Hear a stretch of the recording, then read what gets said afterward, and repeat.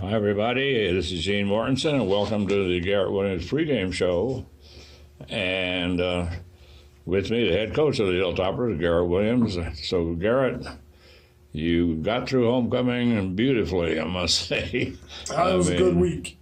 It was a good week everywhere. Yeah, you guys had a great bonfire. Came back and even, had Luke Gonzalez came in for a series. And completed 2 passes. So, we had 3 quarterbacks. We had 3 quarterbacks complete passes. Yes. We had 7 different kids with rushing yardage. Had, I think, 9 different kids with receptions. And so, man, those QBs did a great job of dishing the ball out and getting it to different people and keeping them off balance.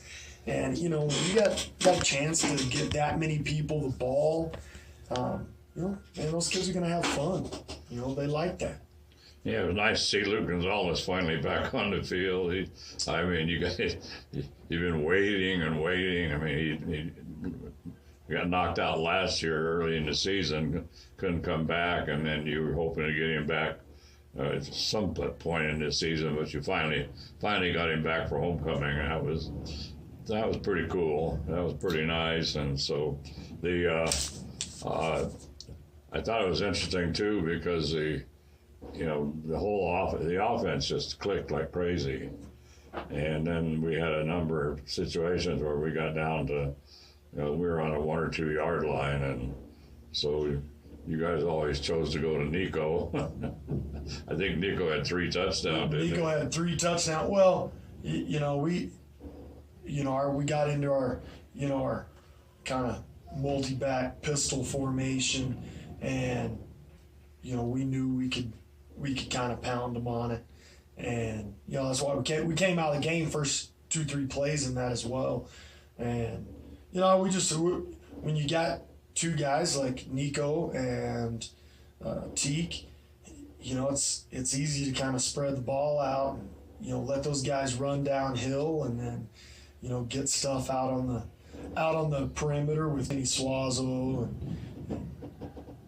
and then you got deep threats like Malachi, and I think Kenny caught a big pass down the middle. So, we did a good job, I thought, of giving them a lot of different looks, giving them,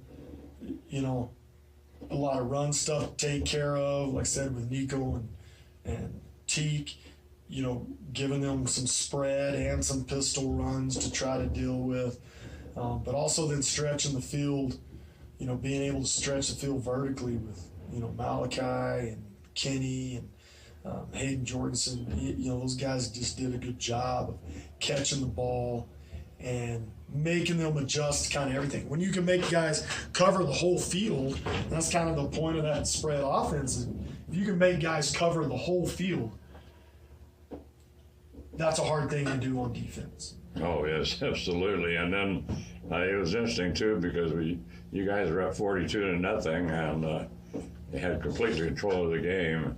And then finally, Pawaki put that final drive together, and they did a really good job, moved the ball down well, got down, and they had 1st and goal from the 2, and they had been pounding it. They had gone, Adam Pacheco did a lot of passing, but in that particular drive, they kind of stuck to the ground. And they got down there, had 1st and goal from the 2, and I thought sure they were just going to try to pound it in. And they decided to pass it, which really surprised me, especially the way your guys' pass rush was. You guys were just all over Adam all the time, and here you're down on the goal line. You got all the defensive people right there at the line of scrimmage, essentially. And of course, he rolled out and tried to roll out to his left and didn't go anywhere. And anyway, it was just kind of a shame that we're 100% for the Toppers, but we were kind of hoping they were able to punch that in. We weren't hoping at all, man. We were gunning for that shutout. Man, shutout football is what our defense is about. Yeah. It's good when you got kids that play good football, but it's even better when, you know, our kids kind of responded to that down there. I'll tell you what, we moved, one of our outside linebackers moved Jackson Blair down to defensive end. We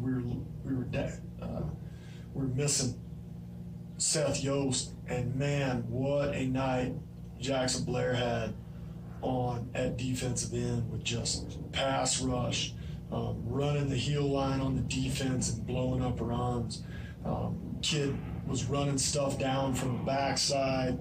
Man, that kid just had great effort all night and just had a heck of a game. Yeah, every time they tried to pass, I mean, Jackson was, I mean, he's working some pass rush moves on those big OLs and just getting in the backfield and putting some pressure. So, you know, we were gunning for that shutout all night. So it was good to see our kids kind of step up when it got down to it and got down to the one, because we've missed some of those in this season.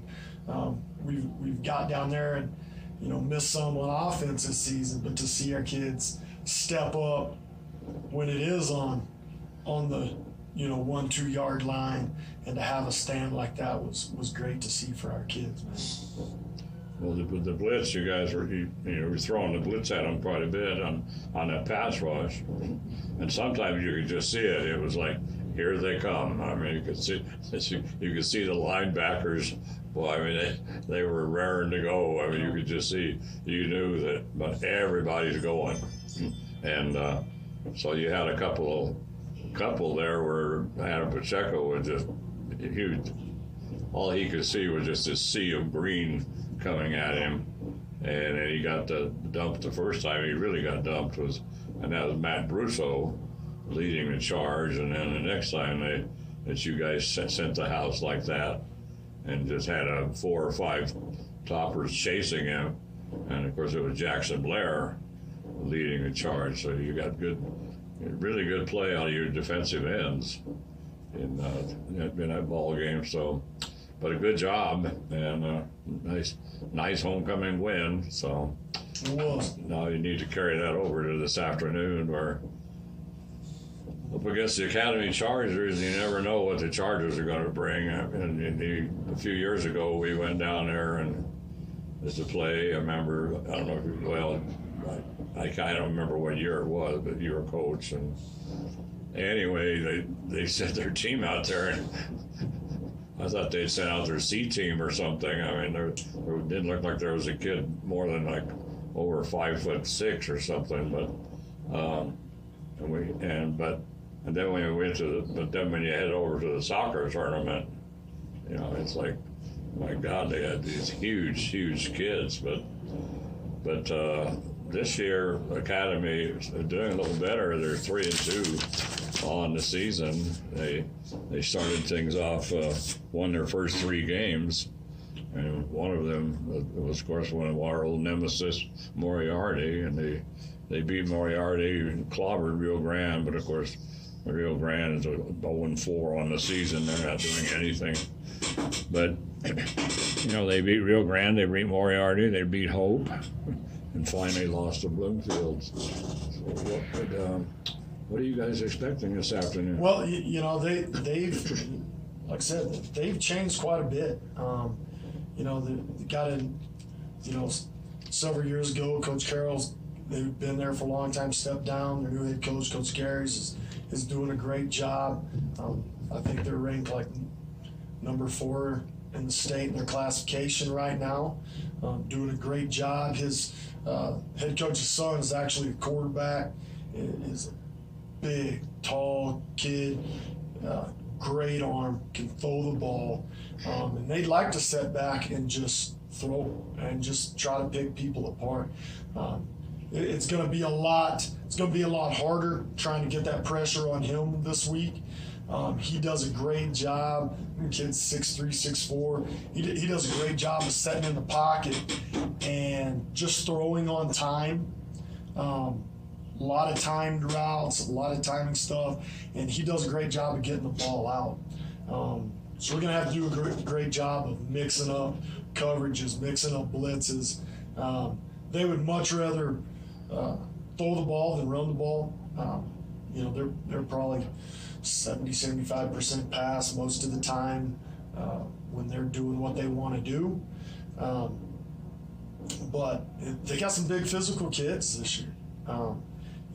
Kind of last year was a big year for them, and they're kind of coming off of that, doing pretty well. Like I said, they started the season 3-0, and have gone up against two pretty good teams, especially Bloomfield, who's undefeated right now, and fought those guys pretty well, and then lost one to Capital, 17-0 was they had a hard time getting it in the end zone, but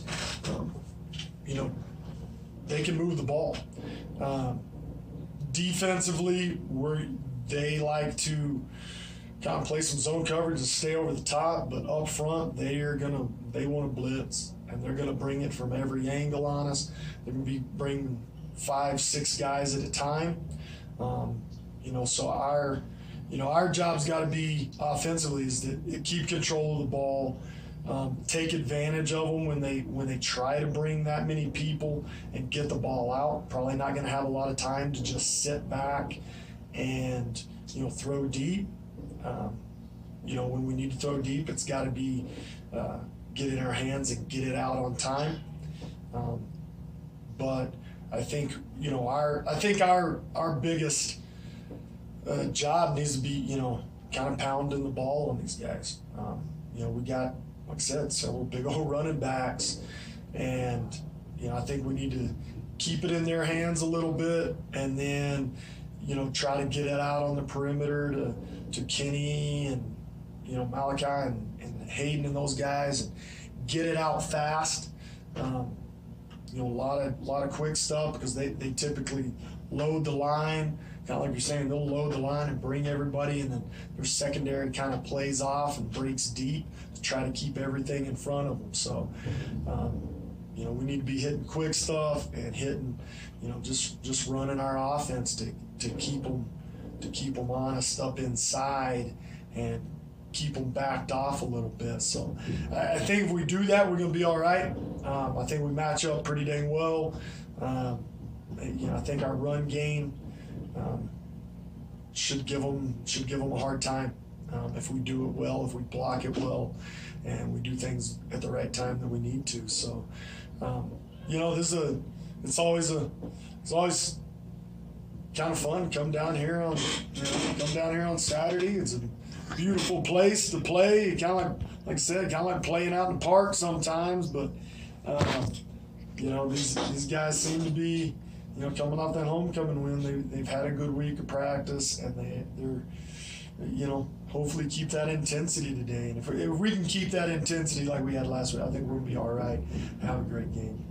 Yeah, you come down here. Oh, excuse me. Sorry. Anyway, you come down here and the atmosphere, everything, and the fall just beginning to set in, and sometimes I feel like I'm somewhere in the Midwest, for a fall afternoon football, Saturday afternoon football game, and their quarterback is Andres Rivera, and he's like you say, most of their offense is mostly passing.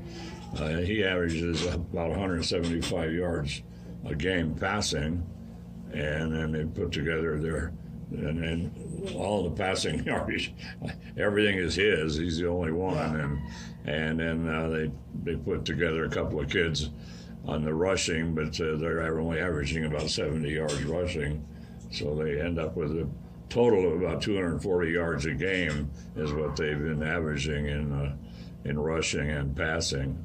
So so it looks like what you were saying, that they're going to air the ball out, and it's going to be up to our defense, and like you say, they got to do what they did last week, keep a lot of pressure on that quarterback, and especially when you have a team that just loves to pass, and you just got to make that guy and make some quick decisions. So that'll be, and it's and they got a couple of running backs, but they're well, Kellen Garris is he's a leading receiver, but he's only averaging about 70 yards a game. Yeah, receiving. Like I said, he's coach kid, the BQ and the coach kid. I mean, they're the guys that they really go to. They really look to those guys, and they want to get it out. They're going to get it out fast. QB has great vision. He's a good dude. So he's not a scrambler. He's going to sit in the pocket and try to get it out. So we got to keep that intensity and hopefully keep some of that pressure on that we had last week. I think we'll be okay. So you were talking a little bit earlier. You said like homecoming was nice. Everybody was healthy. Is everybody still healthy? Well, we got a couple guys back. We still have Seth Yost out, kind of working on a shoulder with Zach Schwarzkopf, but I don't know if you saw towards the end of the game, we finally, after a hard year last year losing Luke Gonzalez, he spent a year trying to come back from a knee injury, and we finally got him back. He was cleared 2 weeks ago to finally come back, start playing. But unfortunately, that last play that Luke was at the end of the game, got in, completed 2 passes, ran a speed option, kid tackled him, landed on top of him and broke his collarbone. Is that right? And so, man, I'll tell you what, it's been one of those weeks. It just killed me for Luke. I killed for his mom and dad. That kid's worked hard to get back. He's just, a sophomore, went out in that spring season with a concussion after about a game and a half. He, made it about 2.5 games last year before he hurt his knee. Puts in the work all year. Comes back, has done a lot, coming up to this to get back in shape, and then, finally gets his chance and immediately gets hurt again. And man, I hate, it kills me for that kid. I didn't go right for him. And so we lost him, and that kills me because he's put in that time. He's a great dude. Works hard for his teammates, and those guys appreciate what he does. And, so that was the one part of that game that was not fun for me. So, he's obviously kind of torn up about it because he did the work to get back and now didn't get that chance, especially as a senior. So we hate that. But these guys are going to keep going for him. So. Well, that's just a real shame. Through everything he's been through, he hurt his knee last year, and then spent, like you say, he spent essentially a year trying to get back in shape. Yeah. He's worked really hard to do that. Finally gets back onto the, healthy again and on the team, and then didn't just have a fluke situation. Yeah, and that's, you can't account for those, and that's part of, playing sports. I think that's just part of life. You never know what you're going to get, but, he's a kid that, he's going to deal with it. A lot of good things coming up for him, and it'll be all right. But you hate to get have those kids have to deal with those kind of situations. But well, that's too bad. Like I had said earlier, it was nice to see Luke back on the field and at quarterback, and I didn't realize he had gotten hurt like that. But anyway, so yeah, it's I guess you guys can kind of dedicate this game to Luke, I guess. We got, those guys have been playing hard, and they play hard for each other. They're gonna play hard for him. But hey, this is, like I said, this is one more week, and hopefully these guys, we just keep kind of what we got going. We talked a lot last week about kind of establishing that identity, especially on defense, and making sure we're doing what needs to be done. And we got to. One game's not going to establish that, but we're going to keep moving in that direction, because they did a great job last week on both sides of the ball. And I think we're just getting better and better. And this has been a great week. Last week was a great week of practice. So hopefully this one's turns out the way we want it to. And man, it's, you get a Saturday and you don't have anything else going, and you get to come down and just hang out with your boys and play football. Man, it makes for a good day. Yeah, it's always a good game. It's always a fun game there at Academy, and great atmosphere. It's always a Saturday afternoon because they don't have lights. I don't understand why Academy wouldn't have lights, but at any rate, it's always a Saturday afternoon game, and fall is just beginning to set in. So the atmosphere here is just unbelievable. So you'll be coming off of that homecoming, so you got a lot of momentum behind you guys, and so you need to carry that momentum into this afternoon's ball game. And so good luck to you guys, and we'll be right behind you. Right on. Thanks, Miss Jean. And so this is Gene Morrison. I've been talking with head coach Garrett Williams here at Academy High School, and the Hilltoppers will take on the Academy Chargers after we hear from our very, very fine sponsors. This is Gene Morrison talking with head coach Garrett Williams. Thanks for tuning in to the pregame show.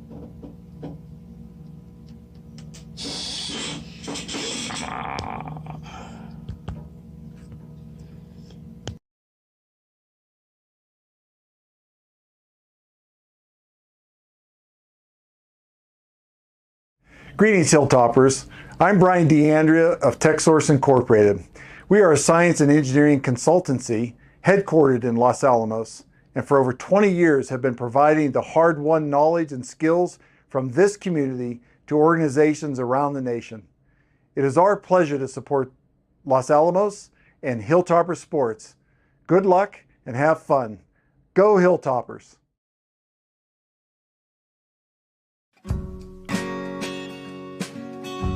Join the University of New Mexico Los Alamos for the exceptional education. Join us for the small class sizes. Join us for the quality faculty and staff who are dedicated to your success. Whatever your reason for joining us, start here, go anywhere. Go Hilltoppers!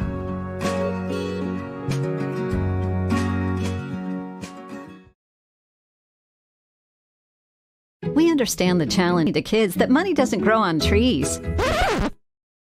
At Los Alamos Schools Credit Union, we have all of the tools you need for your kids to learn good financial habits. We offer a free student checking account with debit card, 24/7 online banking, and great member service to help you and your family's finances stay on track. And right now, we're offering a back-to-school bonus deposit with every new student checking account open before October 1st. Grow with us at Los Alamos Schools Credit Union for people, not profit.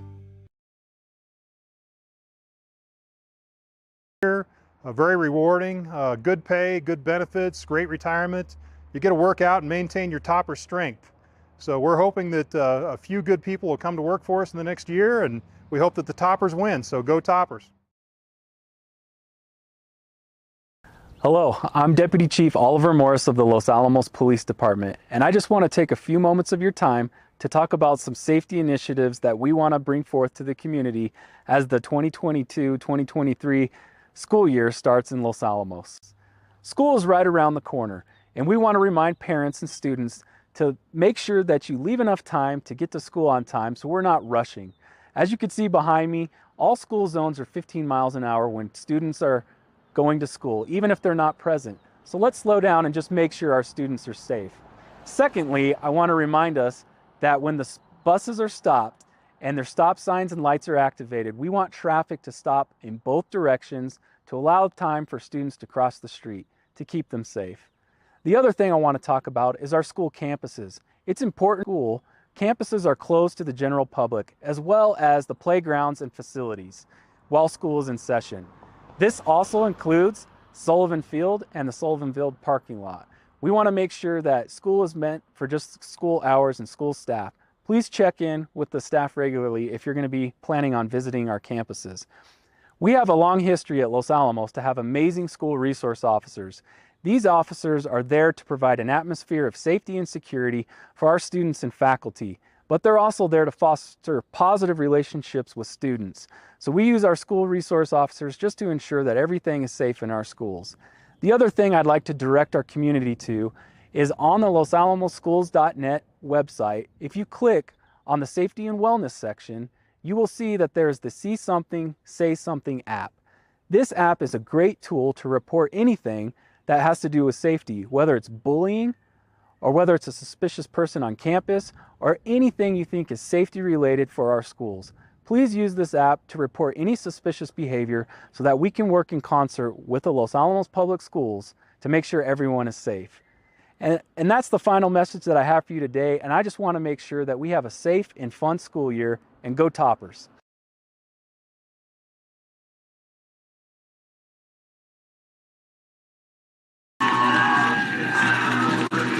Hi, everybody. This is Gene Martinson, and welcome to Academy High School here in Albuquerque on a beautiful day for football. This is a perfect afternoon. And this is Gene Martinson along with Tammy Quillman, and Tammy's going to spot for me today. My good buddy Mike Mays wasn't able to make it today, but this should be a pretty good ball game. These two teams seem to match up pretty well. Los Alamos coming into the ball game is 3-2, and Academy, I believe, the same exact record of 3-2. So the Academy started things up anyway, so they should stack up pretty well. And both teams with identical records. We're going to have a national anthem, so we're going to wait. We'll pause.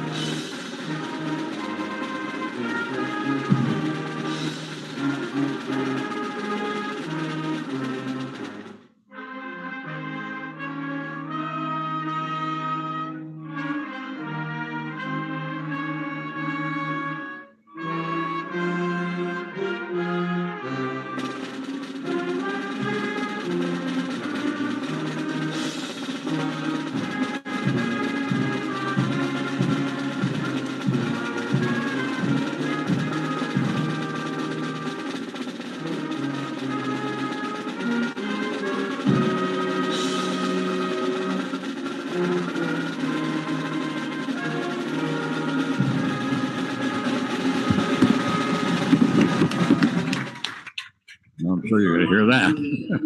The band is directly below us. So anyway, this afternoon, the Hilltoppers coming into this ball game, and they got some great momentum as they had a great homecoming week last week. Hilltoppers winning their homecoming game against Milwaukee 42-0, but it was a great, perfect homecoming week. As we talked about in the pregame interview, the soccer girls, they won 2-1 on home, 1 on the road. The boys won, the soccer team won at home. The Hilltopper football team won at home. And the bonfire was a big success. The politically correct bonfire was a big success, and a huge crowd for the parade. So it was a great homecoming week for Los Alamos last week in every respect. And we'll see if that momentum can carry over into this afternoon's ball game. See, Hilltoppers, let's see, we can, looking at the starting lineups here, what we need to, well, first of all,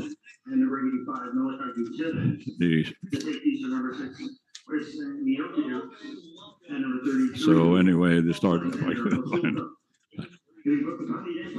they handed me the starters. Let's see if I can. Well, anyway, the Hilltoppers this afternoon. So the starters for the Chargers, their quarterback is A.J. Rivera, and he's a pretty good quarterback, and he's been they like to pass a lot. And A.J. Rivera he's QB1, and that's about it. We don't have any stats for anybody else playing quarterback, but Rivera averages he's got 17 deep passes so far this season. He averages about 175 yards passing. They don't rush that much, but they average about 67 or 70 yards on the ground. So they've been averaging about 240 yards per game, and their big receivers. Rivera is the quarterback. Their receivers are Kellen Garris, and he catches about 70 yards of receiving every game. And then Cole Conway, who also is a rusher, and he rushes. He has 8 TD, has 8 touchdowns right now, and he averages about 75 yards rushing. So for the Chargers, they will start at quarterback A.J. Rivera. The running back will be Landon Martinez. The wide receiver, Kellen Garris. Wide receiver, Jawan Choi. And a wide receiver, Riley Bleicher. On the line, they have the center is going to be Isaiah Rivera. The 2 guards, Zachary Waghorn and Ryan Ramirez. The tackles are Brody Whitaker and Michael Hewlett. And the tight end has been Montoya for the Hilltoppers. They will start their usual starting lineup, and offense are going to go to wide receivers will be Alex Pasuka and Malachi Gutierrez. The tackles are Kyler Young and Zach Schwarzkopf. The guards on offense, Elijah Alvarez and Nick Ray. The center for the Hilltoppers is Diego Hinojosa. In the backfield, Kenny Swaza was at the slot, Hayden Jorgensen at the other slot. The tailback or fullback is Teak Nieto, and the quarterback for the Hilltoppers is Zach Stidham. And so the defensive lineup for Los Alamos on the line, they usually like to go with 3 down. We'll see what they do, but what they've been doing anyway is a 3-4. They have 3 down linemen, and that is Matt Russo, who plays one end on defensive end. The other defensive end is Seth Yost, and the nose tackle in the middle is Zach Schwarzkopf. They have 4 linebackers, and they have Jehoran Quintana, who's been having some pretty good games, and he is the outside linebacker, and what they call the weak side linebacker, Kyler Young, and the Mike side, and the Mike linebacker, that's supposed to be the premium linebacker. They call him Mike. I'm not sure why, but anyway, and the strong side linebacker is Jackson Blair. In the safety is going to be Alex Pasuka. He's a strong safety. The free safety is Chris Meyerdirks. In the corner, Malachi Gutierrez on one side, and then the other side, Hayden Jorgensen. So that is the starting lineups for the Hilltoppers. They have not had the coin toss yet. As far as I know, the clock is cranking down to about a minute or so to go, and we'll start off this ball game. The Academy has been in our district before, and like all the other teams and everything, but they've kept this Academy Los Alamos rivalry going for quite a few years, and so every year it's home and home. So this year, Academy comes here to Los Alamos, comes here to Academy. Next year, Academy, if the schedule, unless they screw up the schedule, Academy will come to Los Alamos once again. And I guess they did have the coin toss, because it looks like I didn't see the coin toss, but it looks like Los Alamos is going to receive anyway, and they're going to defend the north goal. And if they defend the south goal, the north goal, this field runs north and south. And so Academy will defend the north goal, and they will kick it away to start things off. And we're almost ready to go here at Academy High School. And as they sit, well, they're just taking their sweet time. I'm not sure what the delay is. They finally get the football. Okay, so we're almost ready to go here as they tee it up. And, well, he's taking a long time to tee that thing up. And, whoop, he teed it up, has to tee it up again. So quite a ceremony here going. Well, They may have to have somebody come out and hold it. There's no wind here. I don't know what the problem is. Well, he finally gets it up, and he's ready to go, and that is going to be Aiden Burge. Aiden Burge is the kicker, and he is a senior. And so here we go and you can hear the band down below, and nice kick is going to come down. It's going to come down to the 5-yard line, and the Hilltoppers fake a reverse and coming around the right side for the Hilltoppers, and a pretty nice return. And that is going to be Teak Nieto, and then he is dragged down there by Alan Potts, a junior, plays in the linebacker position. But here we go. Los Alamos will have the first series, and in the backfield, Zach Stidham. And Zach, the Hilltoppers like to run out of the spread, and that's exactly what they're doing. They're lining up here. And that's sure going to have a lot of trouble with the ball. Okay, they finally get the ball that they want, I think. Nope. Now we got to trade balls again. No, wrong ball. I'm not going to get this right yet. I had a lot of trouble teeing the football up. Now we're going to have another exchange, and they're certainly taking their time. While they're taking their time, I just wanted to say hello to everybody and thank you for tuning in. This is Tammy, and I'm Gene Warnson's little girl. Here we go. Yeah, here we go.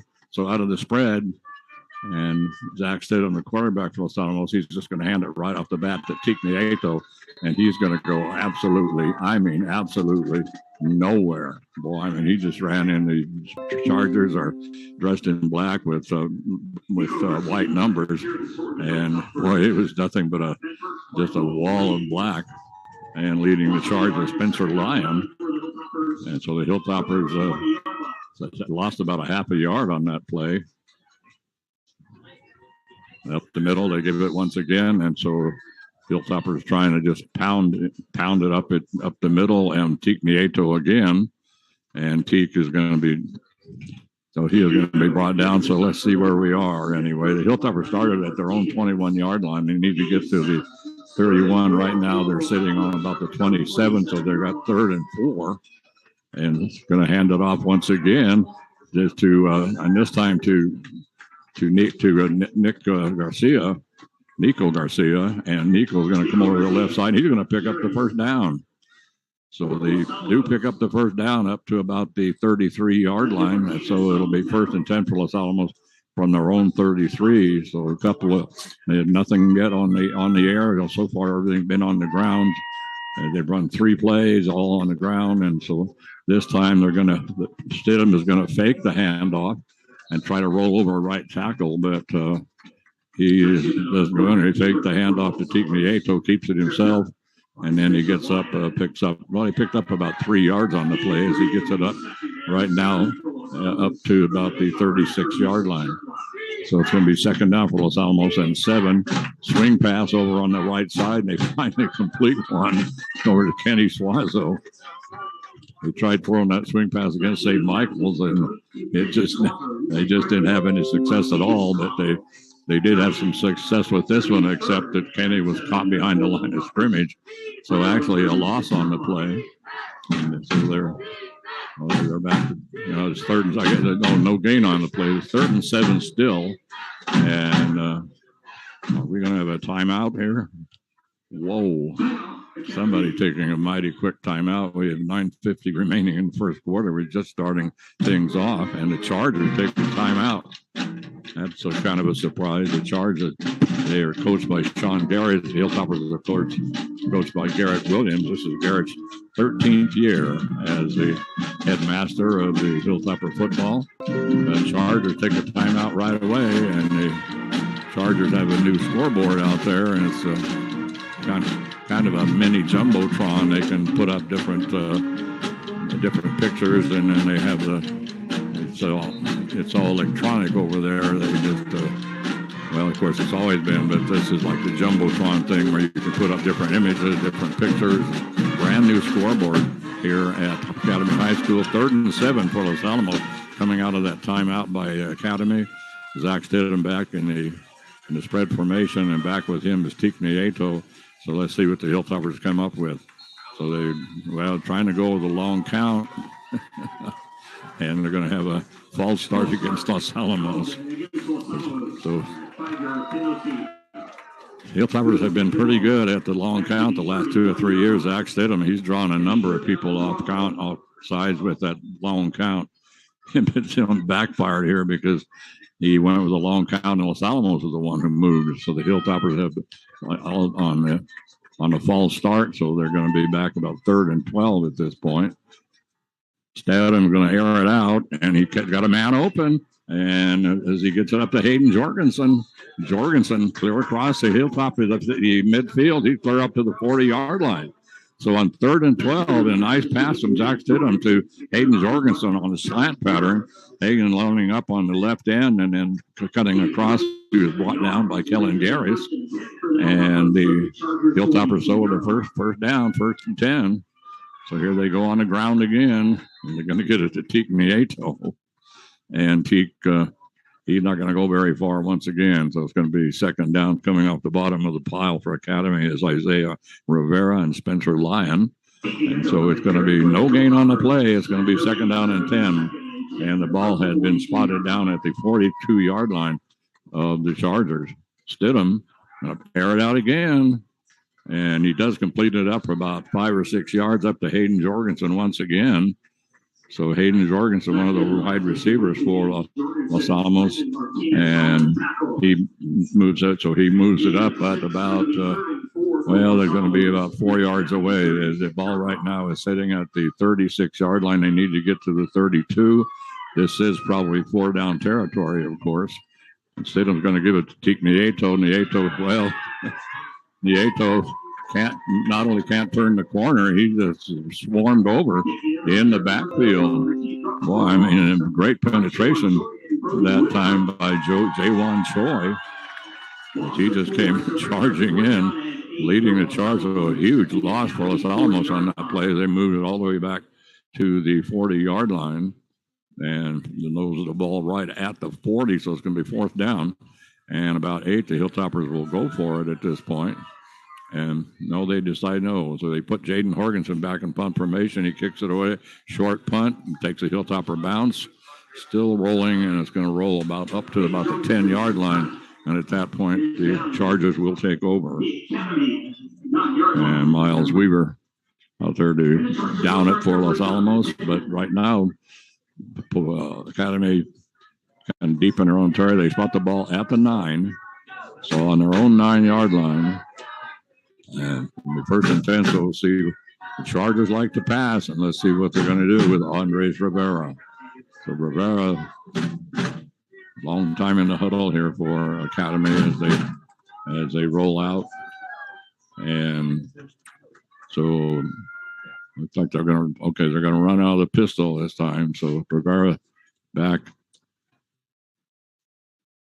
giving instructions to his running back. Now they put a man in motion, and then just one of those little pop passes and a nice run this time for Academy. As that was Riley Bleicher. He plays on the end on the left side. He came across in motion. It's one of those little jobs where you take it back to the quarterback, and then the end runs right in front of him, and all you do is just pop it like a little volleyball pop over and so he picks up some gain, picks up a 1st down, and the ball right now is going to be setting about the 30-yard line. There's a pass up the middle, and Dan Montoya was the intended receiver, but the pass goes incomplete. So it's going to be now 2nd and 10 for Academy. Let's see, there's 7:33. The clock stopped on the incomplete pass. 7:33 to go here in the first quarter. No score. Los Alamos about the opening kickoff. Got it down to about the 40-yard line. That's as far as they could go. And then they punted away. And now Academy trying to come around from the other side. So Rivera, high snap. And this time he's going to pop it down to Kellen Garris. And Garris, one of the running backs, is cuts back. He's coming down the right sideline. He may go all the way, and the Hilltoppers may be called for a horse collar. We'll have to see if they throw the flag or not. It was spent. Alex Pasuka was the one that made the tackle, but what was interesting was that he cut over to the left, and maybe he kind of was trapped over there on the left side, so he reversed field. He was all the way on the left sideline, so he came all the way back over to the right sideline, picks up a big gain as they get it up to the Hilltopper 41-yard line, and Rivera takes the handoff. Now he's going to air it out, and the pass is going to be caught and by Kellen Darius. But I'm trying to see if he was inbounds. Yes, he was inbounds, and he come down on that last play. I thought maybe the Hilltoppers might get called for a horse collar because that's exactly how they tackled the runner. But no call, fortunately, for Los Alamos. But the pass is complete for 9 yards as they get it all the way up to the 32-yard line. So it's going to be 2nd and 1 for Academy, as they're having no trouble right now moving the ball. So Rivera, they take a long time in that huddle, and so they come out. Rivera in the pistol. He is going to send over on the left side. Riley Blacker and Carter Spiegel are going to set up on the left side, and they have 2 receivers on the right side. And just no ceremony about this one. Just a direct snap back to Rivera. He didn't do anything. I mean, he didn't make any fakes. He didn't do anything. He just took the ball and passed it. And this pass is going to be, he got trying to get it to Andres Grind, and this one is going to be incomplete. So it's actually caught it out of bounds. It's going to be 3rd down and 1, and the ball right now at the 31-yard line of the Hilltoppers. So Rivera, now they're going to run under center. He's going to go, and he's going to hand it off. Boy, great penetration for Los Alamos as they get the handoff to Landon Martinez. And Kyler Young coming in for Los Alamos to make the stop. And boy, I mean, he hit him immediately. Boy, that's the worst spot I've ever seen. I mean, he caught him in the backfield. And it was 3rd and 1. He caught him in the backfield. Should be about 4th and 2 right now, but boy, nice spot, I must say. Wow. I mean, they just gave him all kinds of yardage on that one. So this time now they'll run out of that spread formation, and they have 2 receivers on both sides. And Rivera is going to air it out a long way down the field, and we're going to have we have a flag for interference because the Hilltoppers were, I mean, it was a battle down there at Hayden Jorgensen.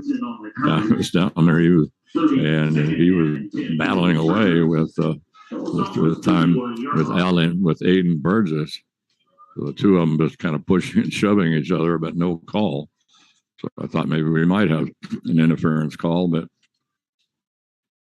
or some kind of holding, whatever. But anyway, nothing. So it's going to be 2nd down and 10. The ball comes back to the 31-yard line of the Chargers. And they got to that 31-yard line with an unbelievable spot. I mean, it was the tackler never even made it around it. I mean, he never even made it to the line of scrimmage. I mean, the runner. Anyway, so this time they're going to hand it up straight up the middle. And boy, right there is Tignieto. Wow. And boy, I'm telling you, Landon Martinez, he got the ball and then he got the hit.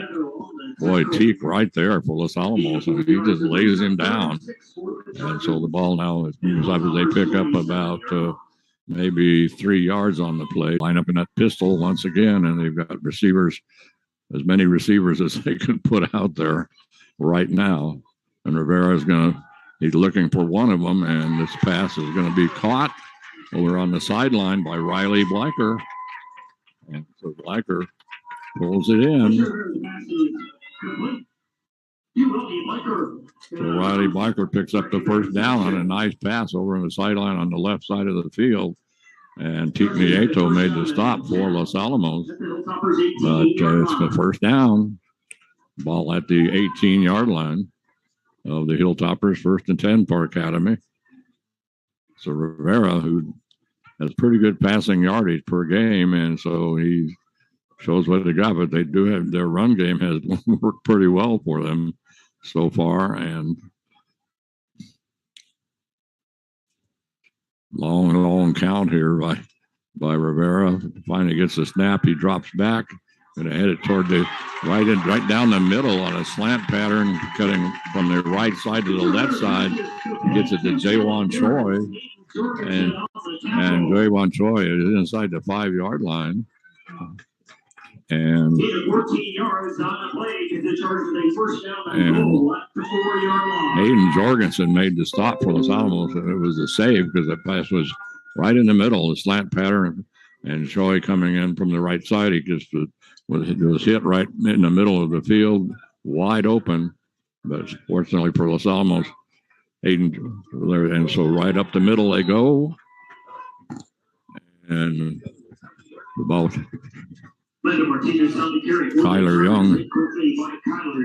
Kyler Young come in on the tackle for the Chargers. Landon Martinez was the ball carrier, and actually it's a loss on the play because it was first and goal, and from about the 4, and they use yardage on that one. The ball back to the 6-yard line now.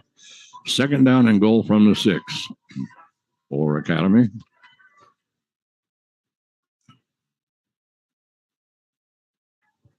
So they line up they are showing run big time. They don't have any receivers out, anything. And so Rivera fakes the handoff, keeps it himself. He's going to dive to the pylon and gets the touchdown. So they showed run all the way. They lined up. They didn't have any receivers out.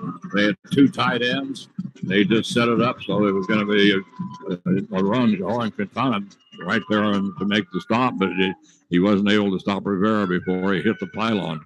But they just came out. They just put everybody in, a couple of tight ends. They didn't have anybody spread out. And they just showed run all the way. And so they faked the run. And then Rivera just faked the handoff. And then Rivera just takes it over to the right side, dives to the pylon. And so Adam Burge makes the kick for the Academy.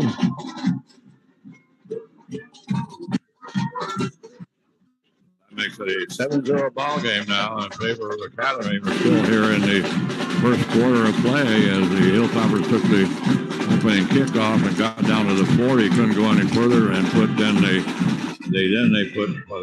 the Chargers back on their own 9-yard line, and the Chargers put a 91-yard drive together to go into the score with it at 4:21 to go here in the first period. So Rivera takes it in at 4:21 with 4:21 remaining and makes it a 7-0 ball game. And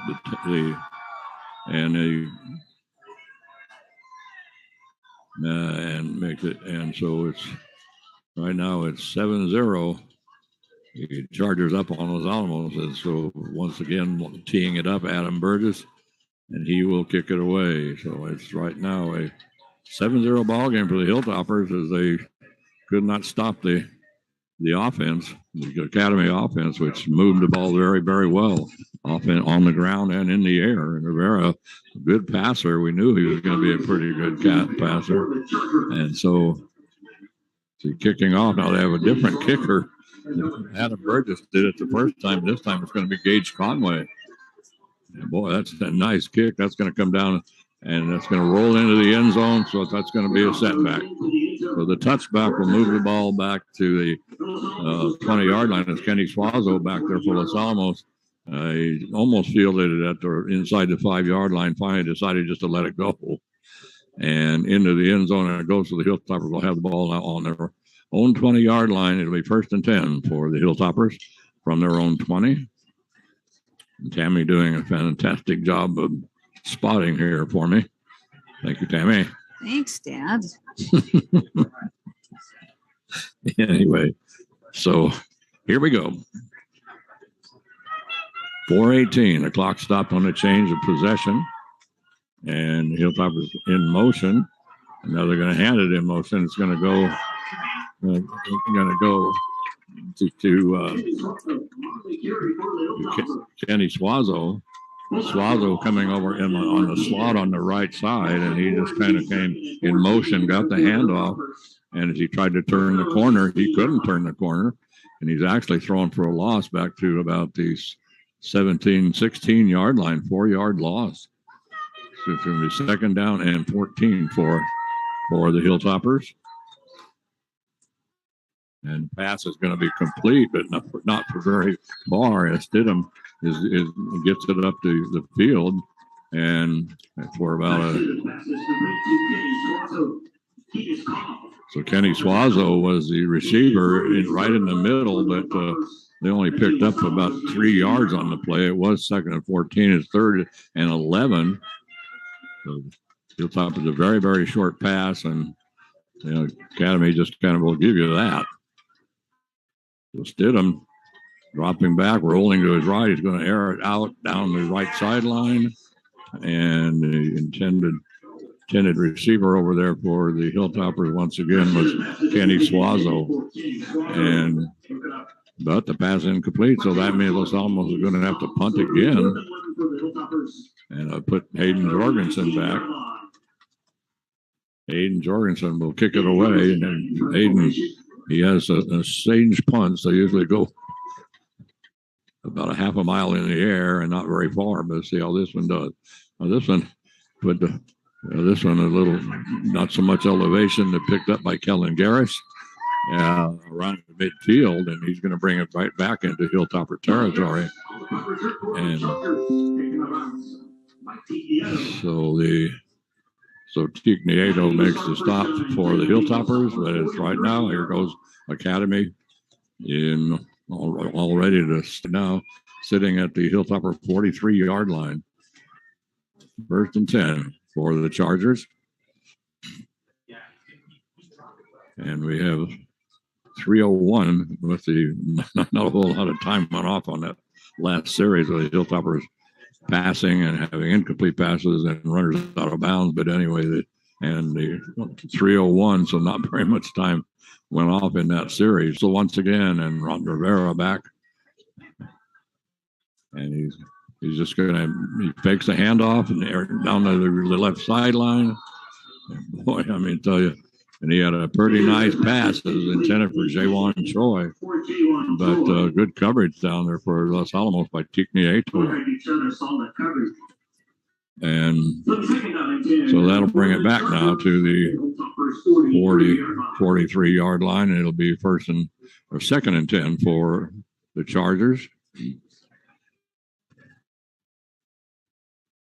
2:56 remaining in the first quarter. 7-0 is the score. Hilltoppers down to the Chargers as the Chargers marked 91 yards down the field. Got a lot better field position on this particular series.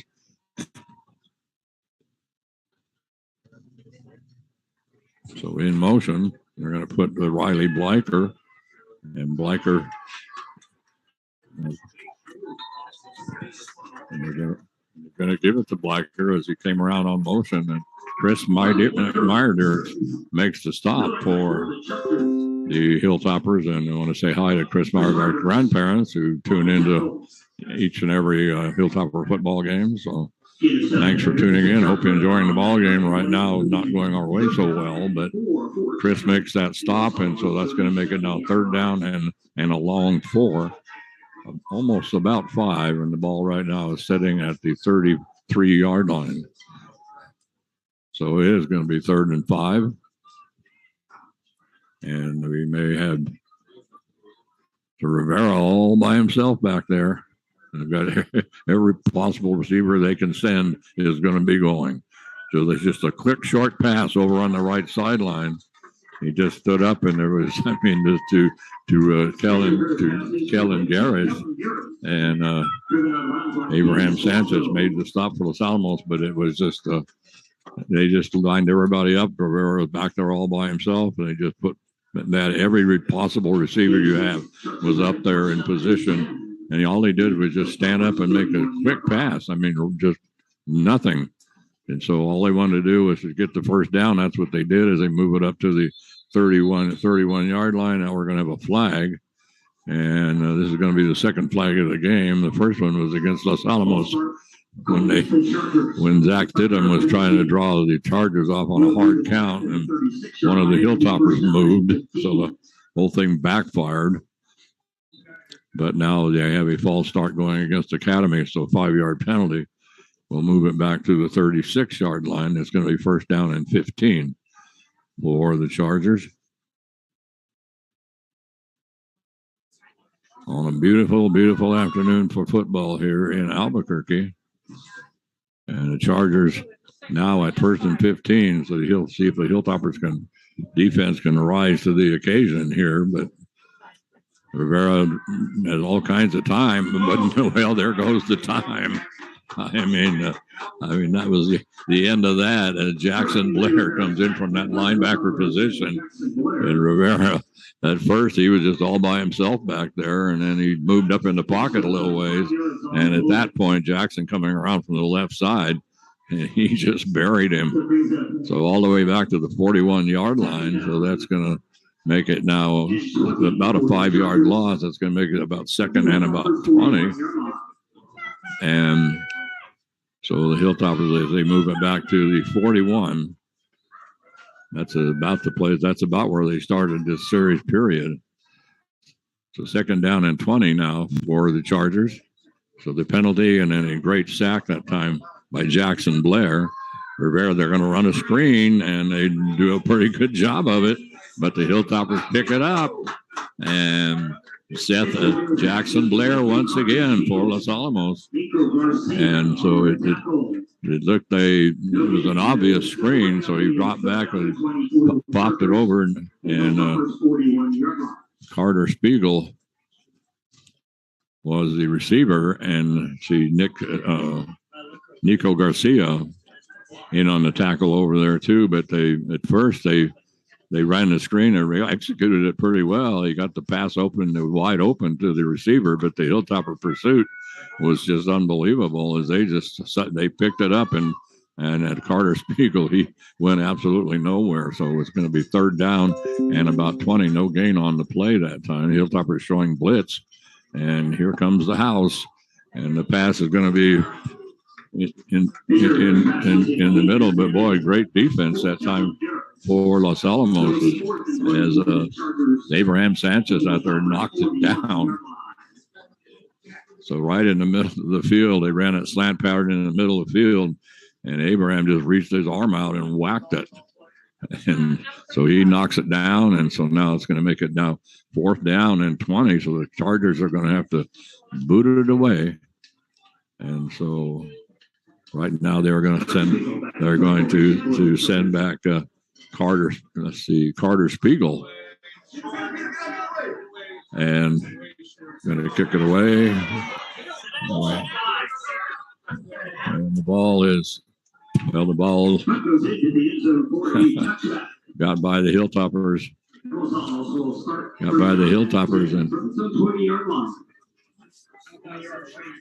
And okay.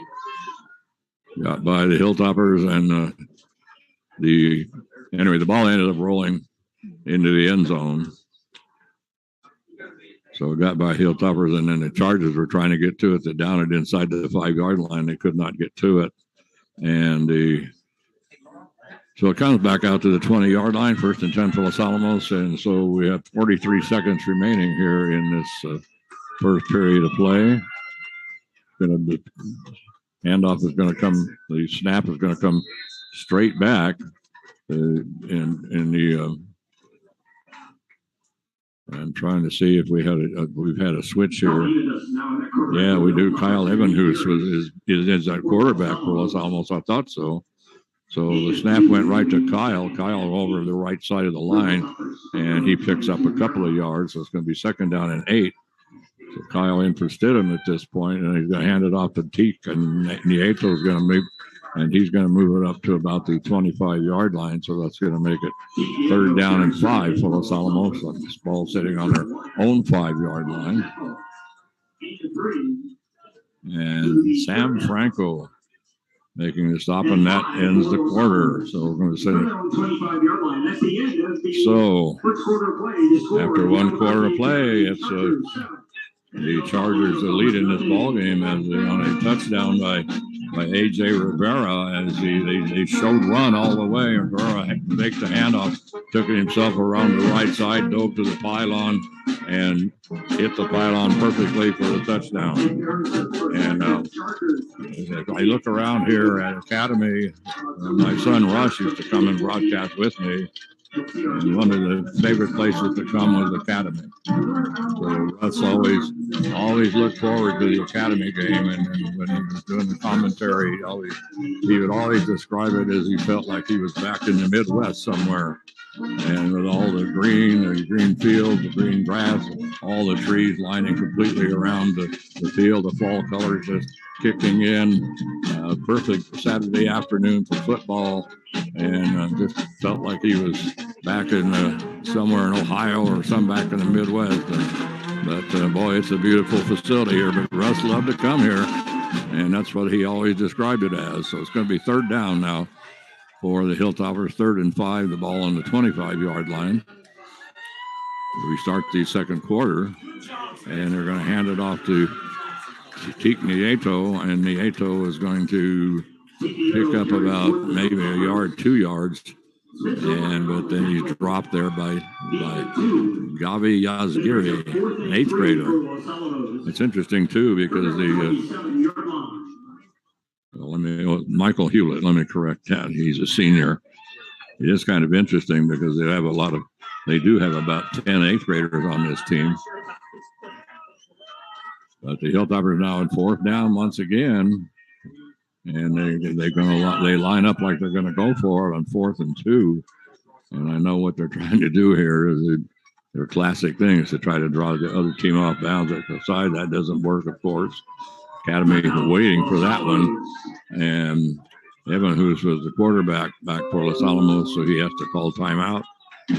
So they all move. So that timeout comes pretty early here in the second quarter, right off the bat, in fact. The Hilltoppers trying to do a sneaky beaky and try to get the Chargers to jump offside.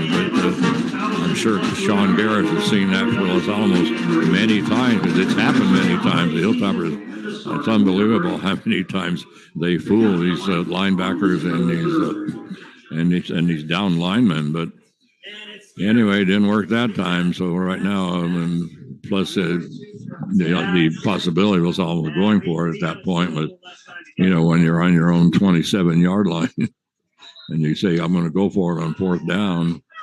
And so they actually moved the ball back. They moved it back a yard from the previous spot. Jorgensen almost blocked, but maybe a fair catch. And that's going to come down. And that fair catch, I believe, was Aiden Burgess. And he called for the fair catch right smack at the 40-yard line. That's where they're going to put it. Nose of the ball at the 40, just starting here in the second quarter. 11:07 remaining in the first half, and Hilltoppers down 7-0 to the Chargers. So the Chargers this time come out in the classic spread formation. And so Rivera, he's got 2 blocking backs back there and running backs. He hands it to one of them right up the middle and still going for a nice run. He's going to pick up a few yards that time as the handoff went to Landon Martinez. So he lined up right back there. He's back there, just an inside handoff to Landon, and he just went straight up the middle. Nothing fancy about that. And so it's 2nd down and 5, and the ball right now at the 45-yard line, still in Academy territory. As we come down to 10 and a half minutes to go in the first half, still a 7-0 ball game. Academy up on Los Alamos. So Academy had no trouble moving at 91 yards for that first touchdown, but the Hilltoppers were able to stop them on that last series. And so they line up in the exact same formation they had last time. And this time they fake the handoff. And so Rivera is just going to be the Hilltopper to send the house.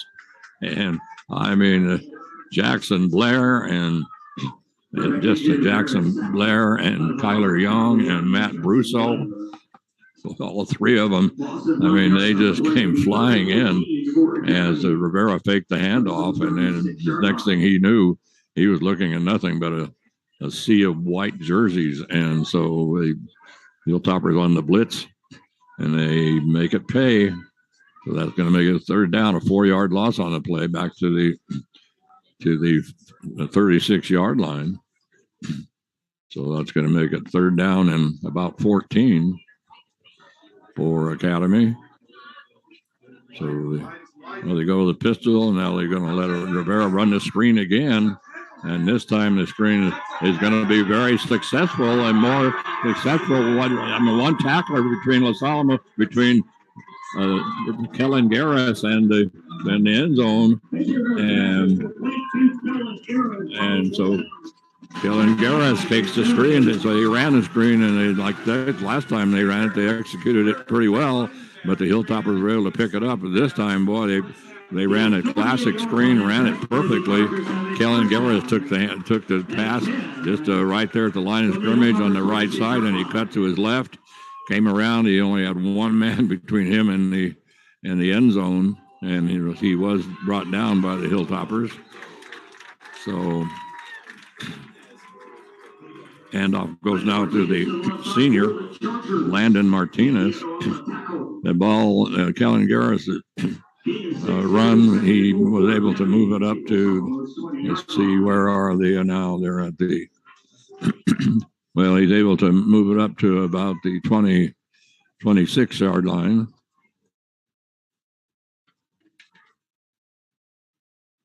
And right now the ball's sitting right at the 20.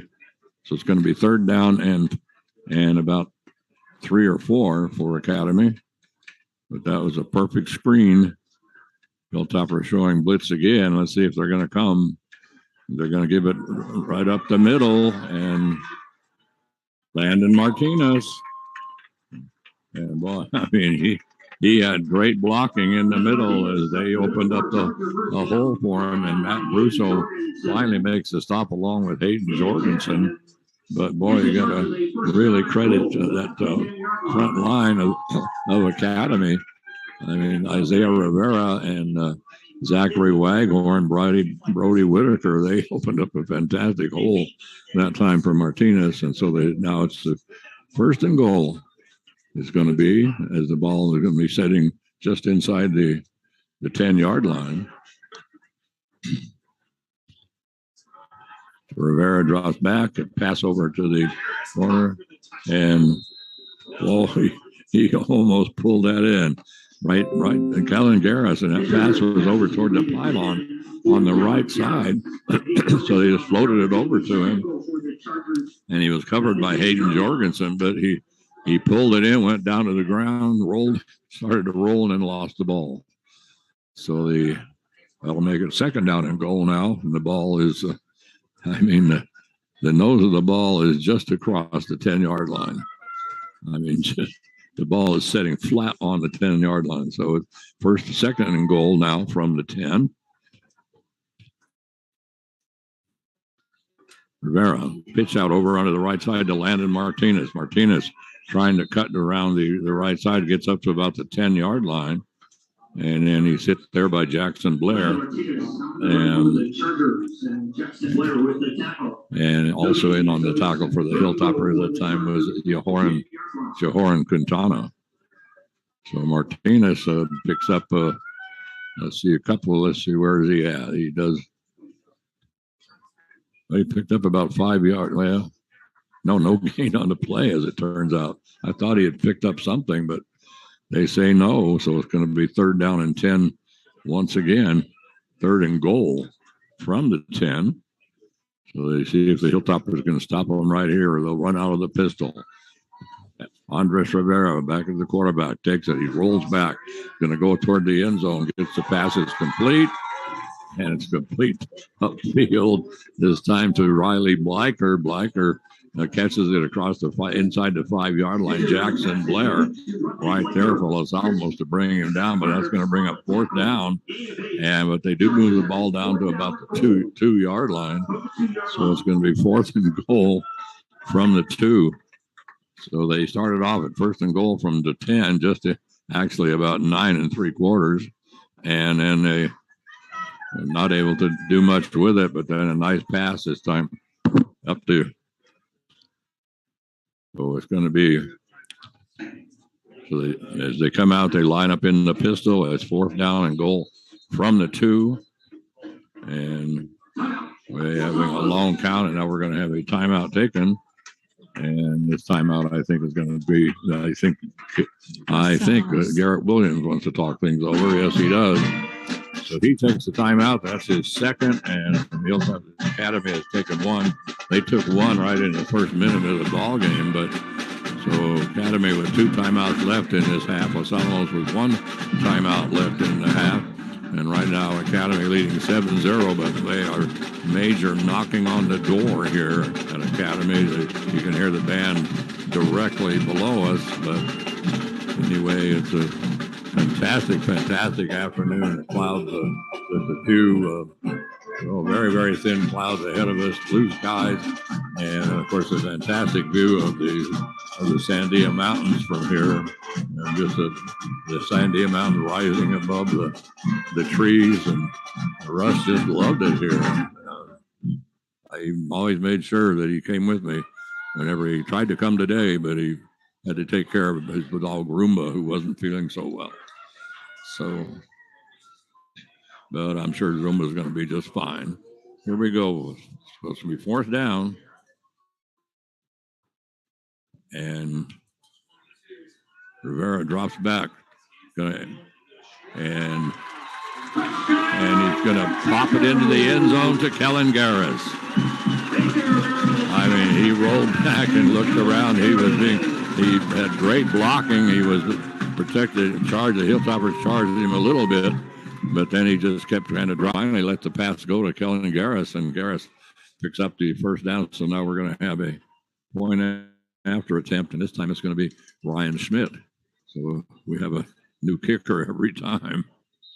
So Ryan Schmidt, just a junior, but he puts it through to make it now a 14-0 ball game.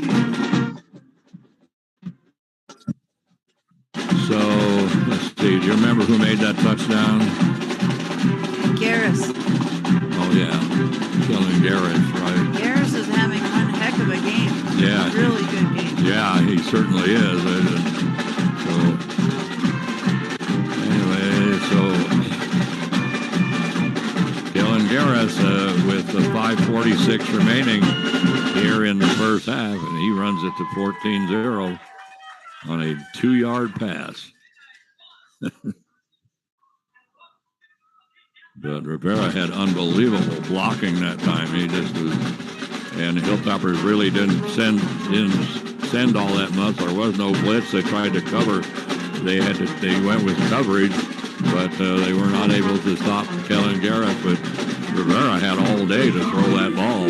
Well, and Garris just spun right away from anybody that was anywhere near him. Yeah, he just kind of was in the middle of the field, and there was a lot of traffic back there and a lot of players around. Of course, everybody's scrunched up against the goal line, and Garris got open. So this kick now is a line drive. They're going to lateral it back to Hayden Jorgensen, as the ball originally came to Kenny Suazo, and Suazo then turned around and flipped it back to let's see, was it Suazo? Started out. Chris Meyerdix, right? Yeah, it started with Chris Meyerdix caught it at first, and then he lateraled it back to Kenny Suazo. Yeah, that was really cool. Okay. Yeah, they just turned around and flipped it back to him, and Suazo was able to move it up to around the 20. Let's see where they're going to put this thing down, the 27-yard line. The 1st and 10 for Los Alamos from their own 27. Pass over on the right sideline. as they go for that swing pass again. The pass intended for Nico Garcia, and a little high, but he should have caught that one, but it hit him in the hands, and he couldn't hang on. So they hate that when it hits you in the hand. I know. It's the worst place that you can throw it to. And either hands or in the gut. So this time they faked the handoff, and then they're straight up the middle.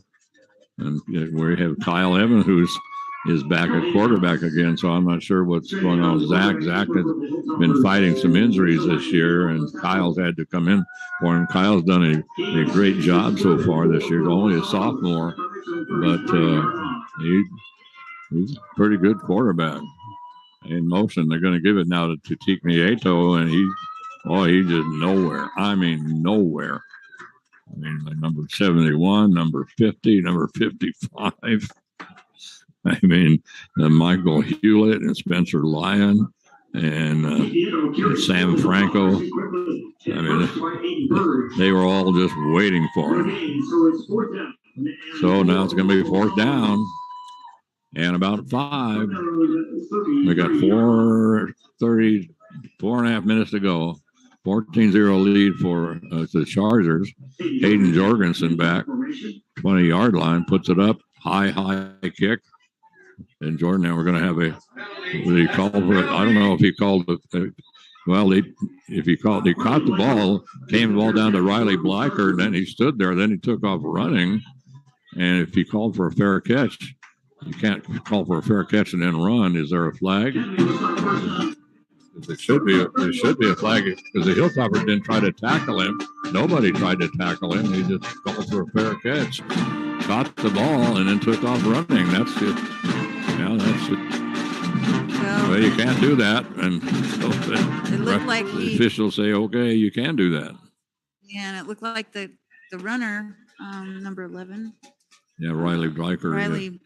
He realized that he shouldn't be running, and he just slowed down, and then the refs just let it go. As soon as he started running, that's a penalty. Mm-hmm. But anyway, they say, well, yeah, let's not worry about it. So out of the spread, Rivera going to hand the ball to Landon Martinez. Martinez goes up, tries to go right over left guard. He can't go anywhere as he runs into another Hilltopper led by Jehoran Quintana, and about a 2-yard gain. That's going to make it 2nd down and 8. We're cranking down to 4 minutes and 5 seconds to go. I see the clock is stopped. I'm not sure why. And I don't know. Okay, they stopped. I don't know why they stopped the clock. After they stopped the clock, and then the umpire got the ball and went and put the ball down, and then it started running. So while the umpire was getting the ball, they stopped the clock. So then umpire puts the ball down, the clock starts, and so now we're down to 3:40 to go for a half second down and a long 7 for Academy. It's a bad snap. It was just a floater, and it came to just a floater that came down to Landon Martinez. I mean, it just kind of went up in the air. It looked like a balloon, and then Jackson Blair came in for Los Alamos and just laid him down. But the snap was strange because it was just, like I say, it was way high and very, very soft snap. Anyway, 2:55 to go. The clock is moving here in the first half. 14-0 ball game. As the Chargers up on Los Alamos, right now they have 3rd down and 11 as they have the ball about their own 30-yard line. Rivera, he's going to go for it all. And there's that long pass down the field, and it is caught. Wow. Caught all the way down to the 30-yard line by Kellen Garrett. And boy, they just went for it all. And Rivera, he took a couple of steps back, and then he just heaved it. And right there for the Hilltoppers, Kyle Evanhus was right there for Los Alamos, but Rivera just heaved it, let it go, and Kellen Garris was covered pretty well for the Hilltoppers by Evanhus, but Garris, as Tammy said, having a heck of a ball game. So now they're going to hand it off to Landon Martinez over the left side. That pass was complete up to the 31-yard line, and so the Landon Martinez once again the ball carrier. Kyle Evanhus is having a heck of a day there on defense for Los Alamos. So the ball, they pick up another first down as the ball now is down about the 18-yard line, and Rivera is going to pop it right into the middle. And that pass also is complete, and that was going to be complete up to Ben Montoya. So Ben Montoya pulls it in, and so the ball now down is about the 8-yard line, 2nd down and 2 for the goal. Jackson Blair in on the tackle for Los Alamos, and so right now the Hilltoppers, who had kind of stopped them, but then humongous long pass by Rivera. Great pass, a great catch by Garris because he was covered. Kyle Evans, who's doing a good job on the coverage. So we're going to have another timeout here with 1:45 to go in the first half, 14-0 ball game. That Chargers are going to take that timeout. So this week we had they had homecoming last week, and then this week we had a fantastic volleyball game as Capital came to Los Alamos, or went to Los Alamos. And boy, hard fought. The two teams matched up extremely well. Capital, a good volleyball team, but the Hilltoppers were able to win that, to sweep it, and win in 3 sets. But it was like 25-23, 25-23. And in the last one, I think it was like 25-19, but it was, the first 2 sets could have gone to anybody, but the Hilltoppers so far on the homecoming week have stretched it into this part of this week with some victories. But right now, they are facing the Chargers leading 14-0. The Chargers is 2nd down and about 1. The ball sitting right now on the 9-yard line. So out of the timeout. So he goes under center. And